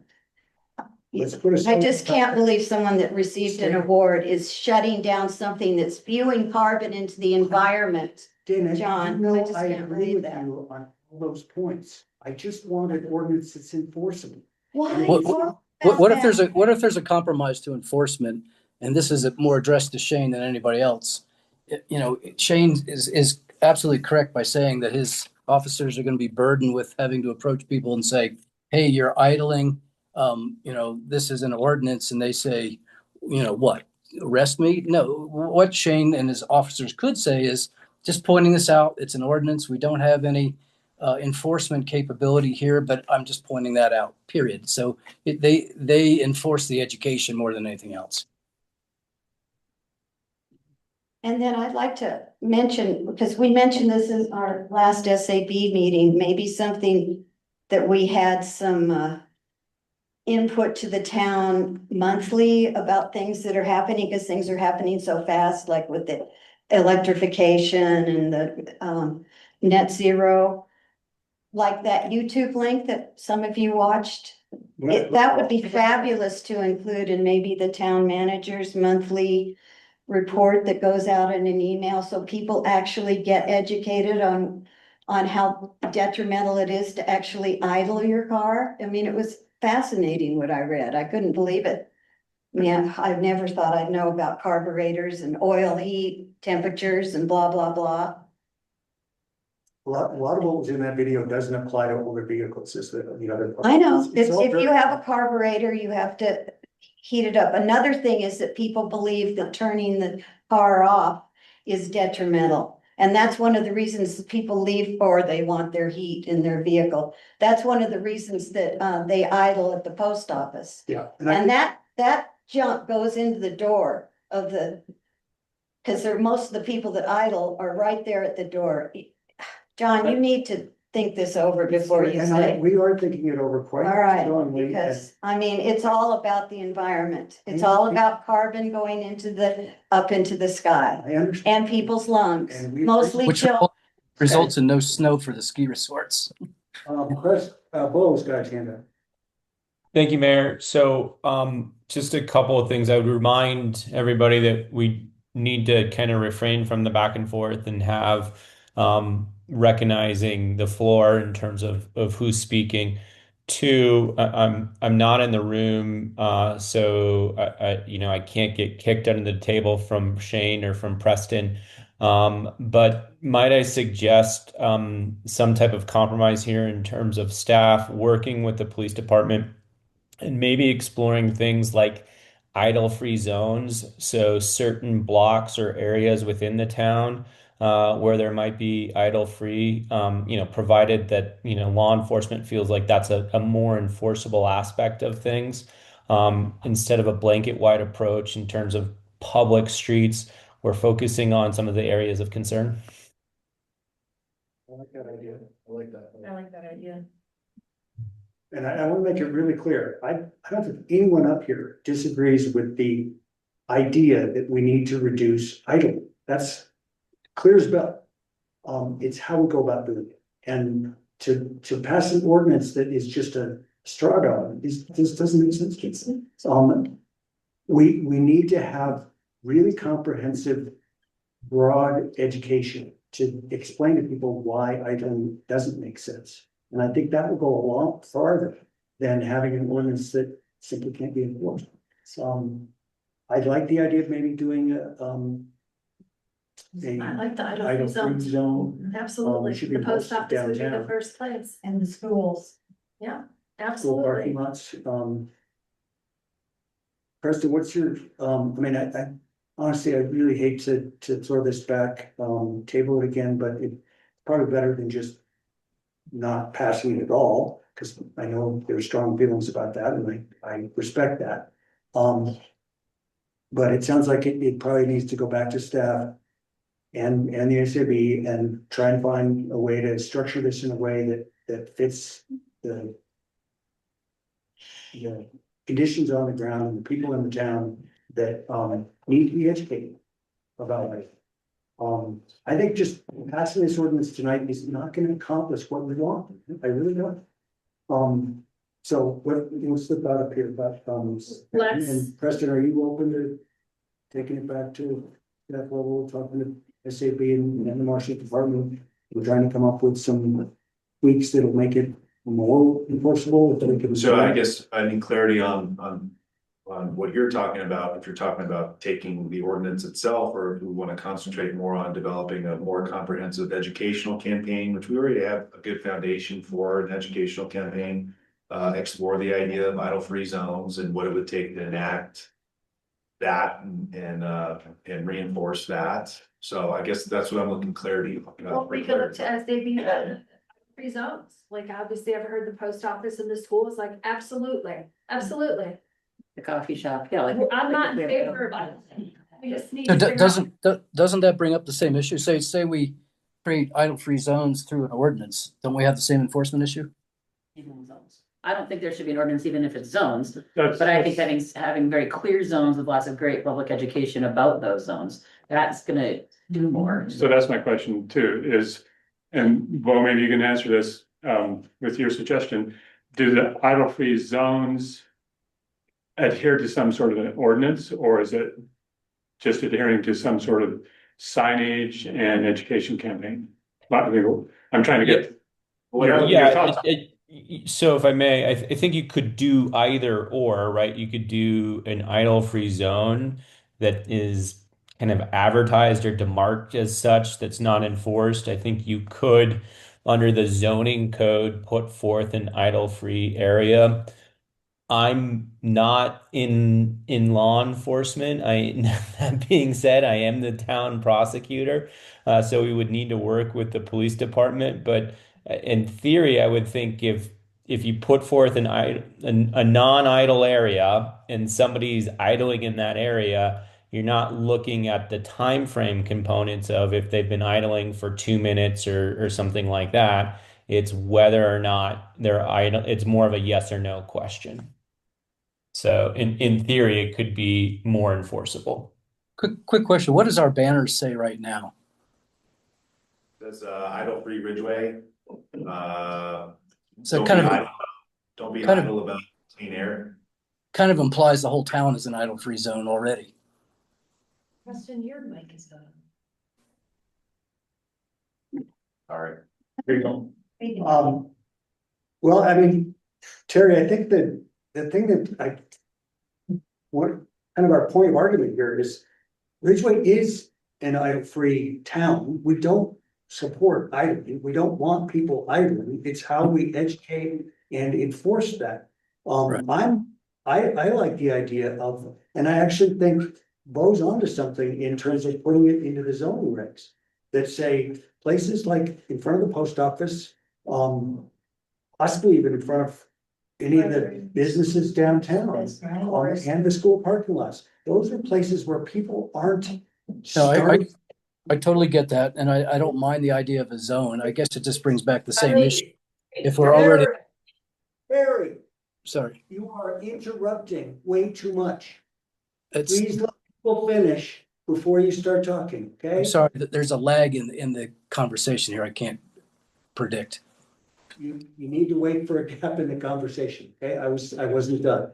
And now I've lost my train of thought, but I think basically I was saying, these are places, the places we're talking about being idle-free zones are places where cars aren't sitting overnight. They're not cold. The parents are driving up, dropping off their kids.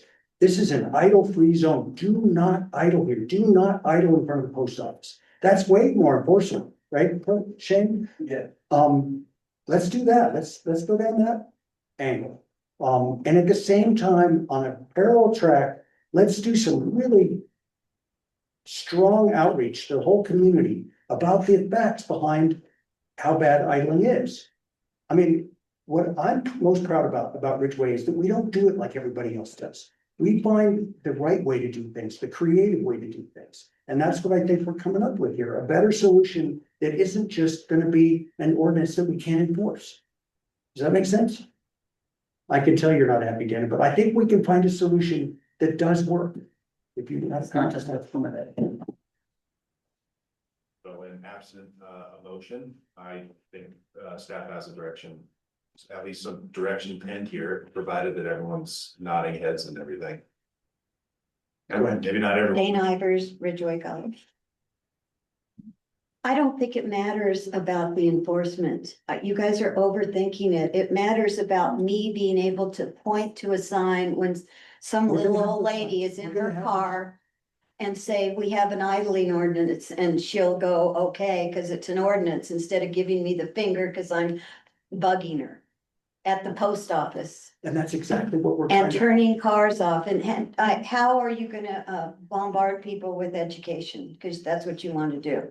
What are your ideas? With a solution for that, that is not something that would probably happen in this moment tonight. Yeah. Well, could I get some ideas? Yeah, we're gonna create handouts that we mailed to every box holder in town. We're gonna have Okay, links to that the sounds website. awesome. We're gonna have, like Preston does this thing in the paper every week that, hey, Ridgway, here's things to be thinking. of. Awesome. Covered in there. awesome. But Thank you. actually, what I'd like to see is these no idle zones that actually will have a sign in front of the post office that says, Exactly. no idling. And you can point to that sign. It says, no idling, not 2 minutes, not anything. You drove up, your car's warm, you don't need to idle here.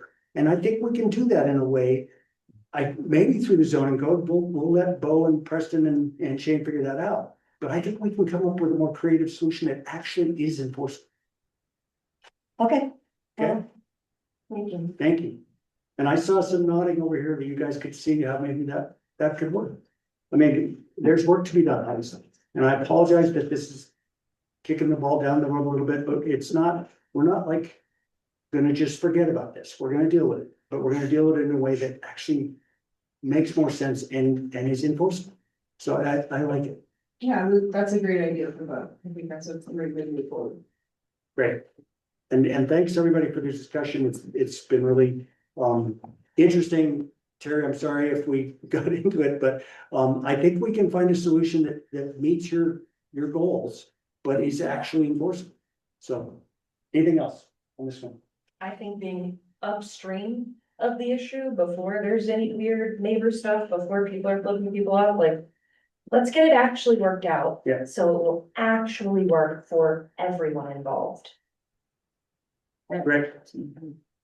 Need a motion? Yeah, probably motion table, right? Actually, I don't know. Bo, do we need a motion to table? No, I think we've got direction here at the staff level to work at bringing something revised back. So, yeah. All right, thank you. Thanks, everybody. So just from a procedure standpoint, we'll have to kind of restart the process, Mayor. We'll have to reintroduce, but yeah. And this was a first reading anyway, so it's just the same thing. Yep. Yep. Okay. Thank you, Jody. Yeah, thanks, everybody. And that takes us to I don't know, 13, resolution number 2601, establishing a fee schedule for town-owned public electric vehicle charging stations. Preston. Yeah, thank you, Mayor. There's a lot of. Look what you're missing. I've been trying to tell these guys.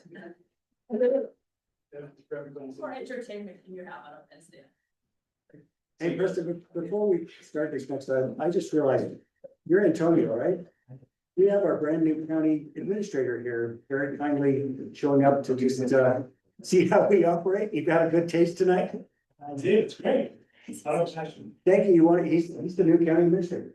He's the, come up and introduce yourself. I'm sorry I didn't recognize you earlier. Yeah, county administrator. I saw your Facebook. No, Connie. That was That's her position. Antonio. Hi, town council. My name is Antonio Mendez. I'm the new county manager for Uray County. Apologies for not coming up earlier. I'm coming as a resident of the town. I live over in the condos across the condos. The condo. I didn't want to call it that. We all call it the condos. I don't know that I have the right to do that yet.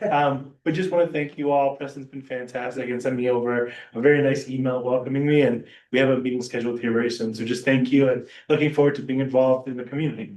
Welcome. Seeing you around. Yeah, thanks for being here, and I'm sorry I didn't recognize. Of course, no worries. Thank you. All right. And I think we I have a hope you meeting. made a good impression. Entertaining, right? Don't worry. All right, sorry, Preston, take it away. That's good. Yeah, thank you, Mayor. So, there's a lot of information in the staff report, so I hope you all had a chance to go through all of it. In short, and as directed by you all several months ago, we, town staff purchased a new dual port EV charging station from ChargePoint. And that station is slated to be installed in the next couple weeks over here in our Park parking lot.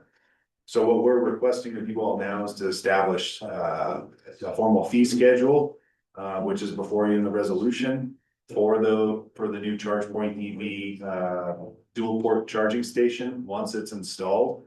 And as you all already know, you all have the authority to approve and establish by resolution fees for any and all municipal purposes. So as a starting point, and after consulting with the SAB and the Youth Advisory Council, we've put forth the fee schedule that's before you, the resolution. That includes charging 12 cents per kilowatt, 12 cents per kilowatt hour during off-peak hours and 26 cents per kilowatt hour during on-peak hours. And you all should know, having SMPA as your friendly neighborhood electric co-op, that on-peak hours are from 4 p.m. to 9 p.m. Off-peak hours are from midnight to 4 p.m. and again from 9 p.m. to midnight. Can I ask you a question? Sure. Is that peak hour thing on weekends too, or is that just weekdays? I believe that's every day, but Terry Schuyler, formerly with SMPA, can tell us right now. Yes, it's includes the weekends. Thank you. And so the additional penny on those rates was the idea of the SAB to account for the premium. The town pays SMPA's Totally Green program for 100% renewable energy. And then in addition to those rates, and to ensure the turnover of vehicles, because one of the bigger issues that we've had at the town staff level in managing that EV charging station, the dual port station over there, has been the lack of turnover sometimes, depending on the day and depending on the time of year. But that's what you get when you when you underwrite electricity. And so we're proposing idle fees be part of the consideration here. And if you all are aiming to recover more or all of the costs for maintenance, electricity, which is what we're talking about, installation, network fees, even beyond that, you all can certainly have the prerogative to explore higher fees, but this is what's being recommended at this point. Happy to answer any questions. I think the numbers you were saying for on-peak and off-peak were different than in this table. Am I missing something?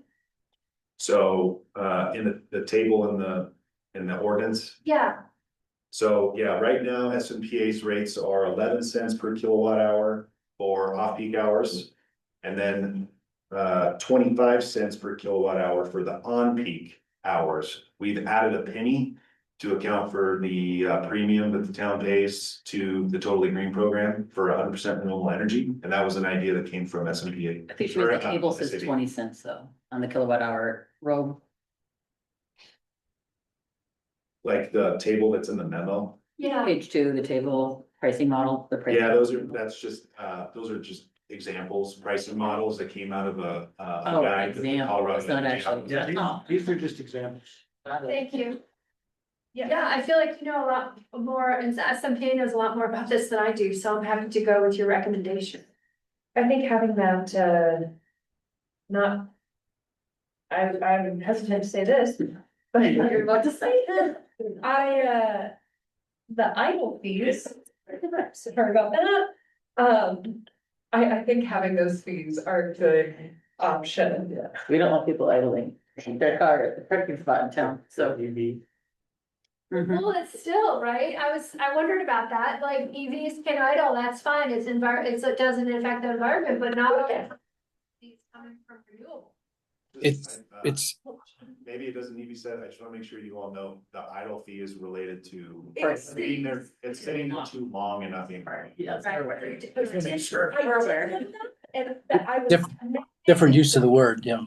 Yes, very. I was commending your efforts to make sure that all people who have an EV are able to get in there. The car parked in a spot that it may not be able to be parked in for that long. Speed. Yes, I'm not gonna say that. I think it's great. Good job, Chris. Good job.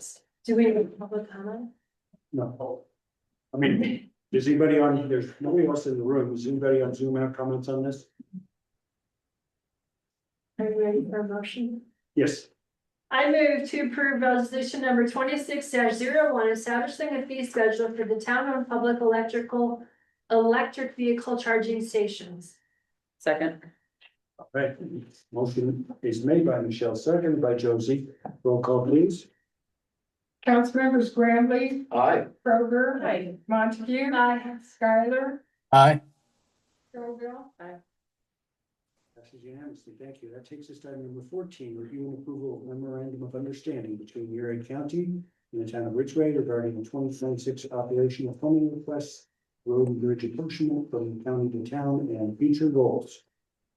Yeah, thank you, Mayor. So, this is, how you say, same as it ever was kind of thing. It should look familiar. We put this in place every year, between the town and the county. Not much has changed from the MOU that was put into place for, fiscal year 2025, but I'll highlight a couple items.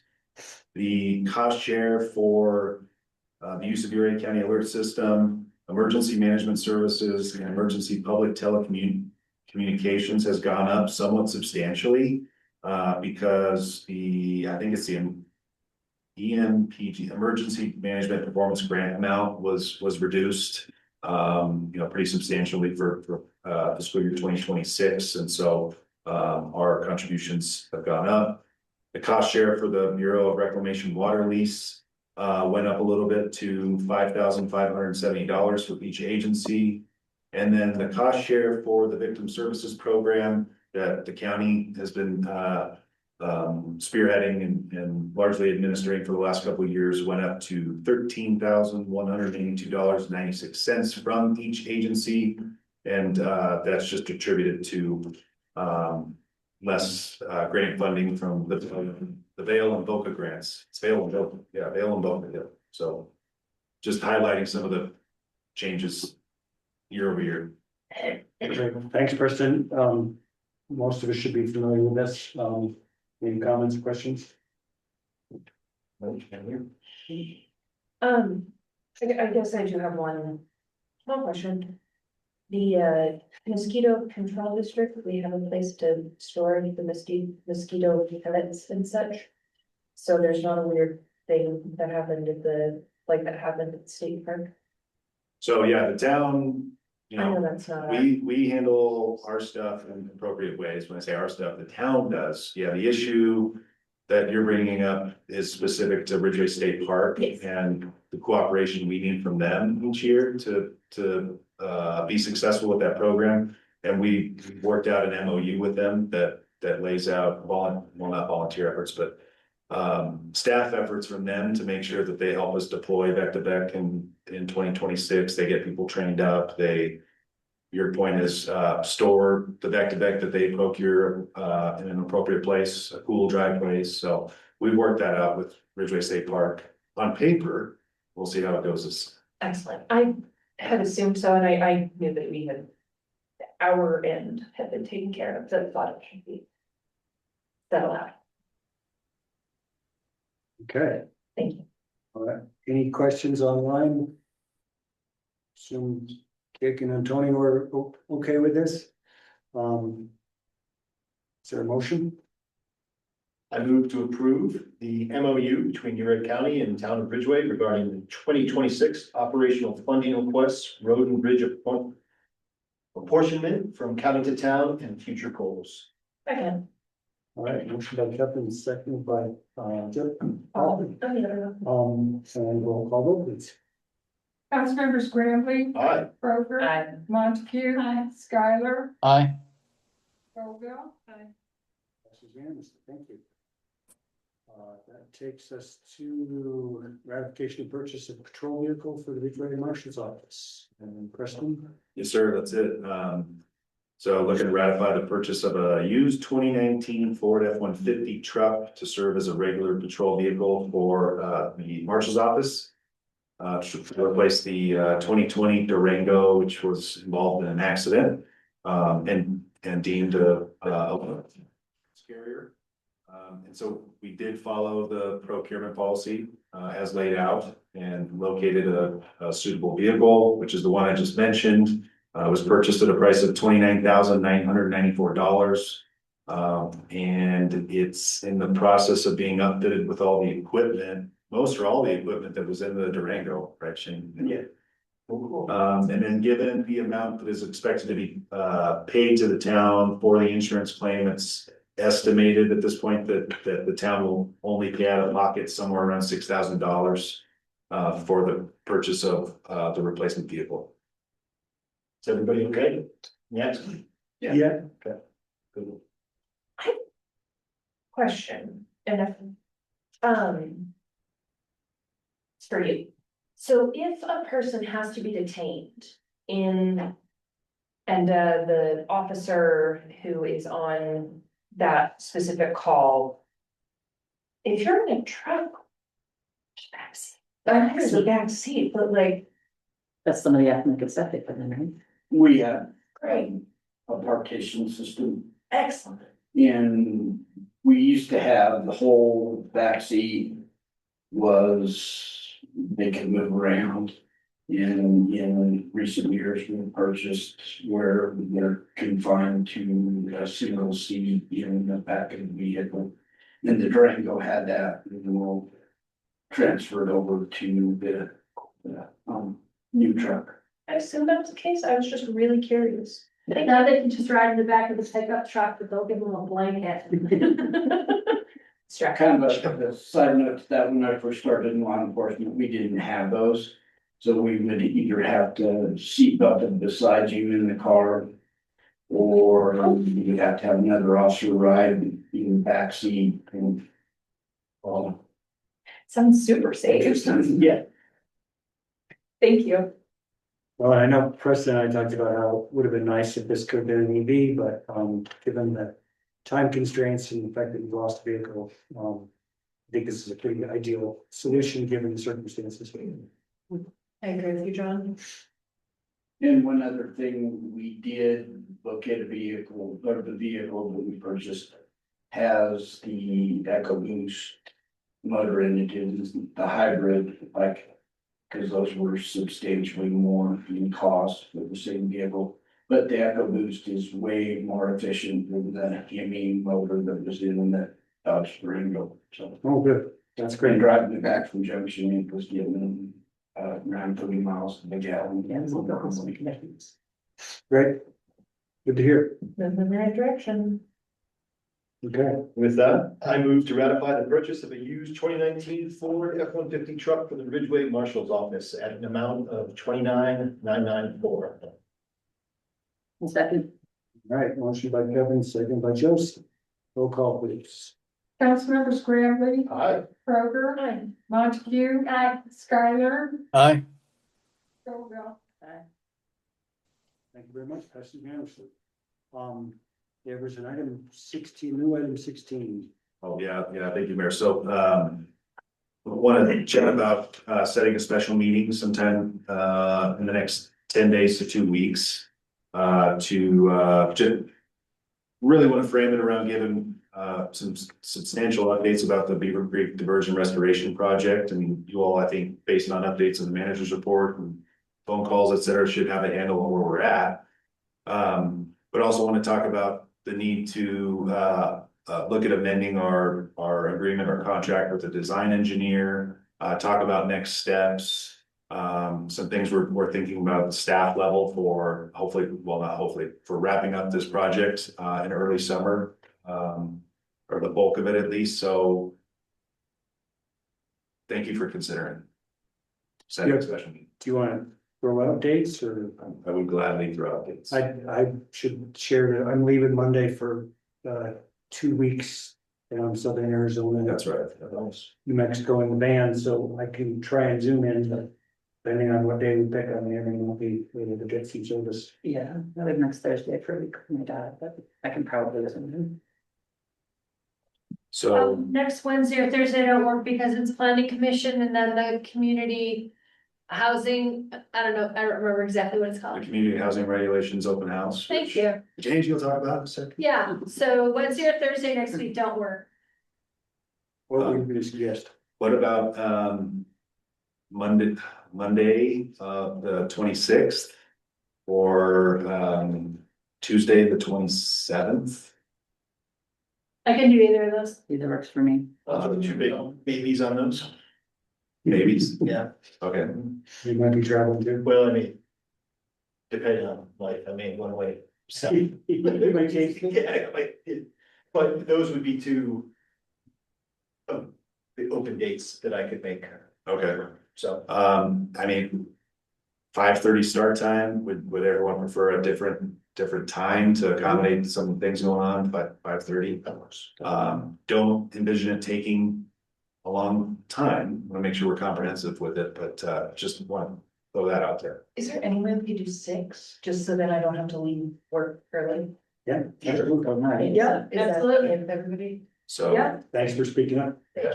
Monday the 26th or Tuesday the 27th.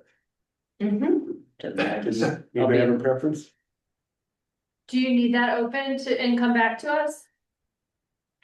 I think we can set it now. Yeah. Monday, Monday? Yeah. Thank you. you're welcome.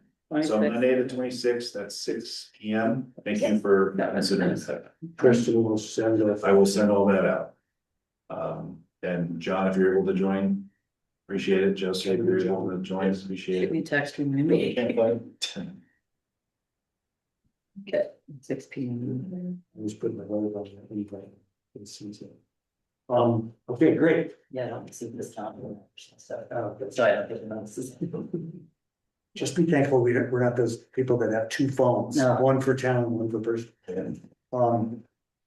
All right, so that takes us to written verbal reports. The first one is item number 16. Wait, Preston got you my letter of appointment to the plan commission.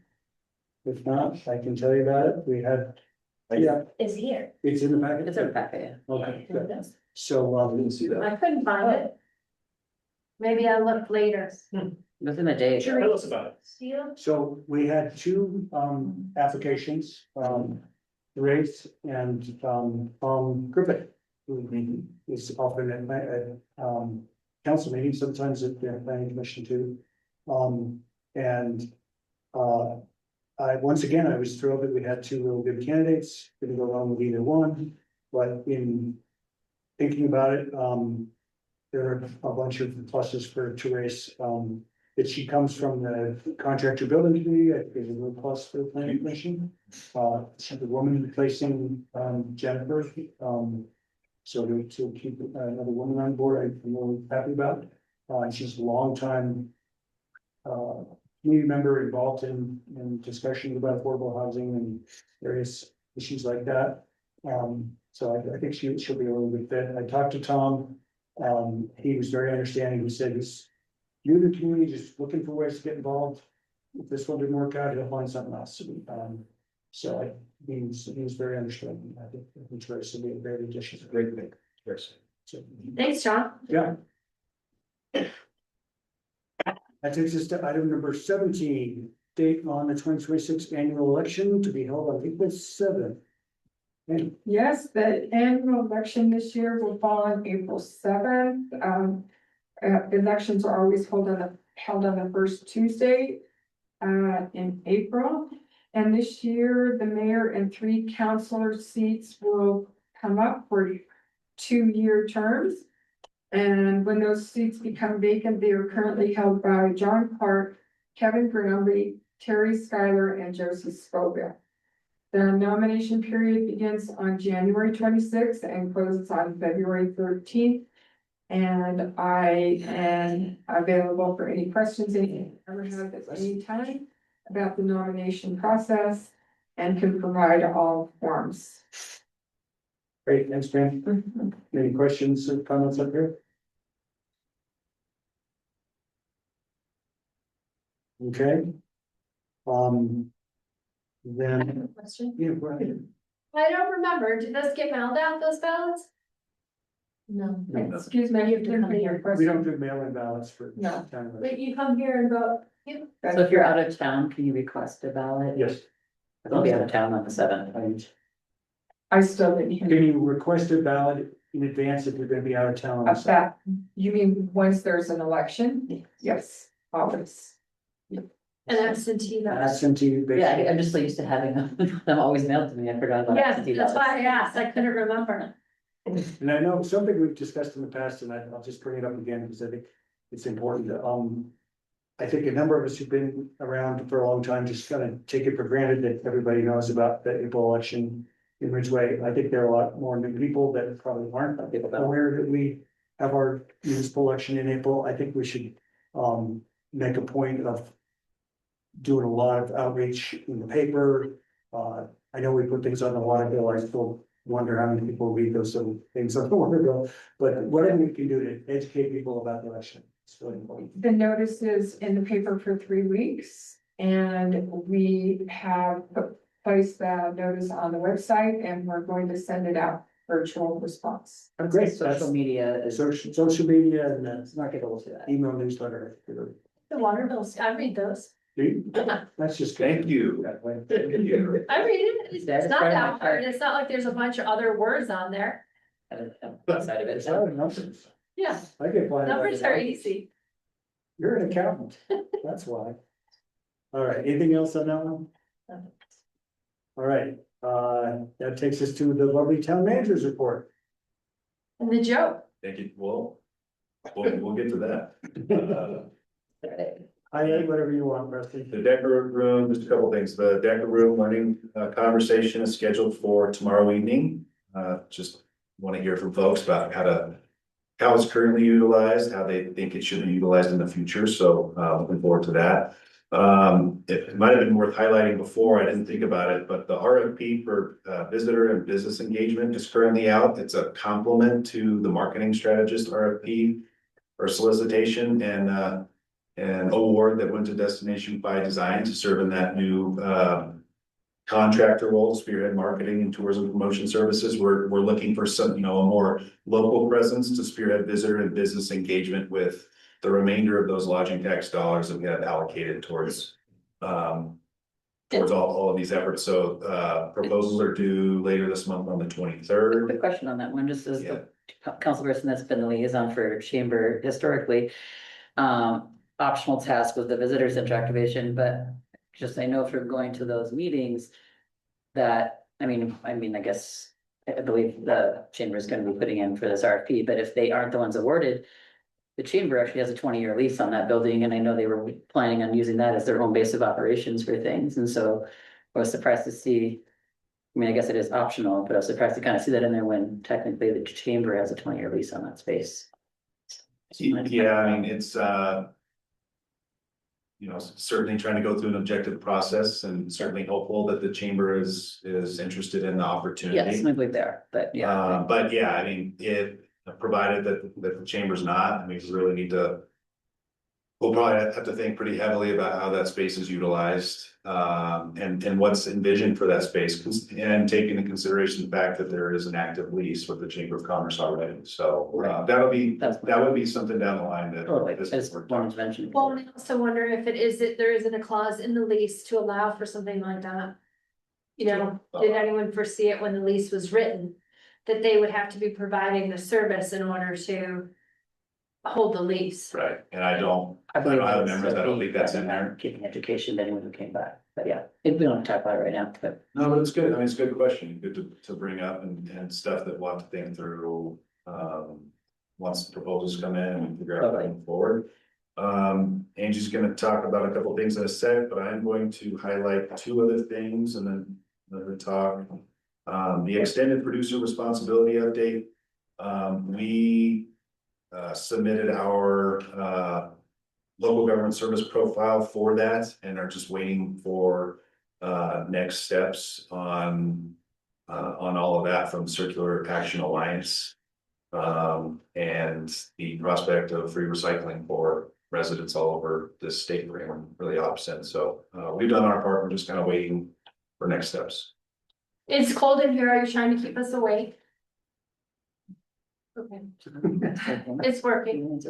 And then there's a gentleman by the name of Robert Aguirre, who's been hired to serve as a public works maintenance operator starting on February 24th. So we're excited to have a new member of public works. That's great.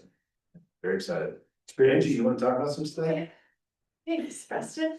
Thanks for hanging in so.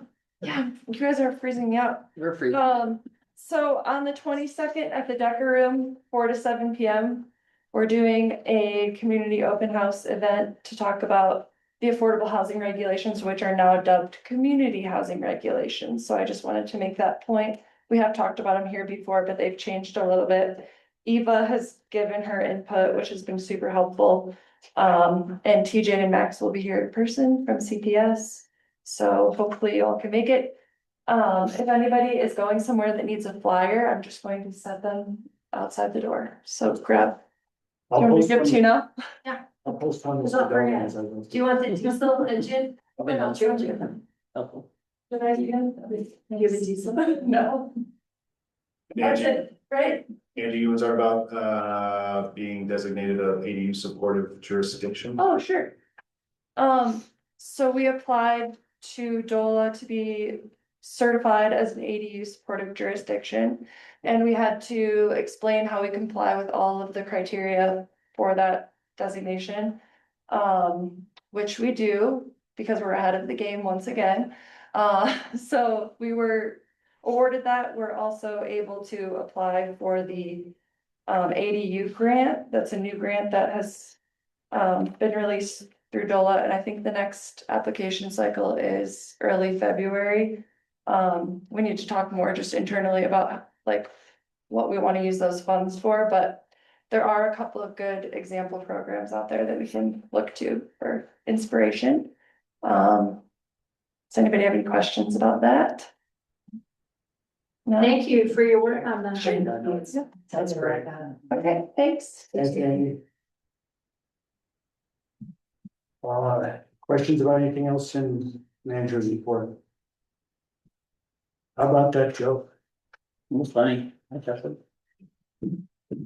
That was pretty good. That was a pretty good joke. Nice job, Terry. Very dad joke.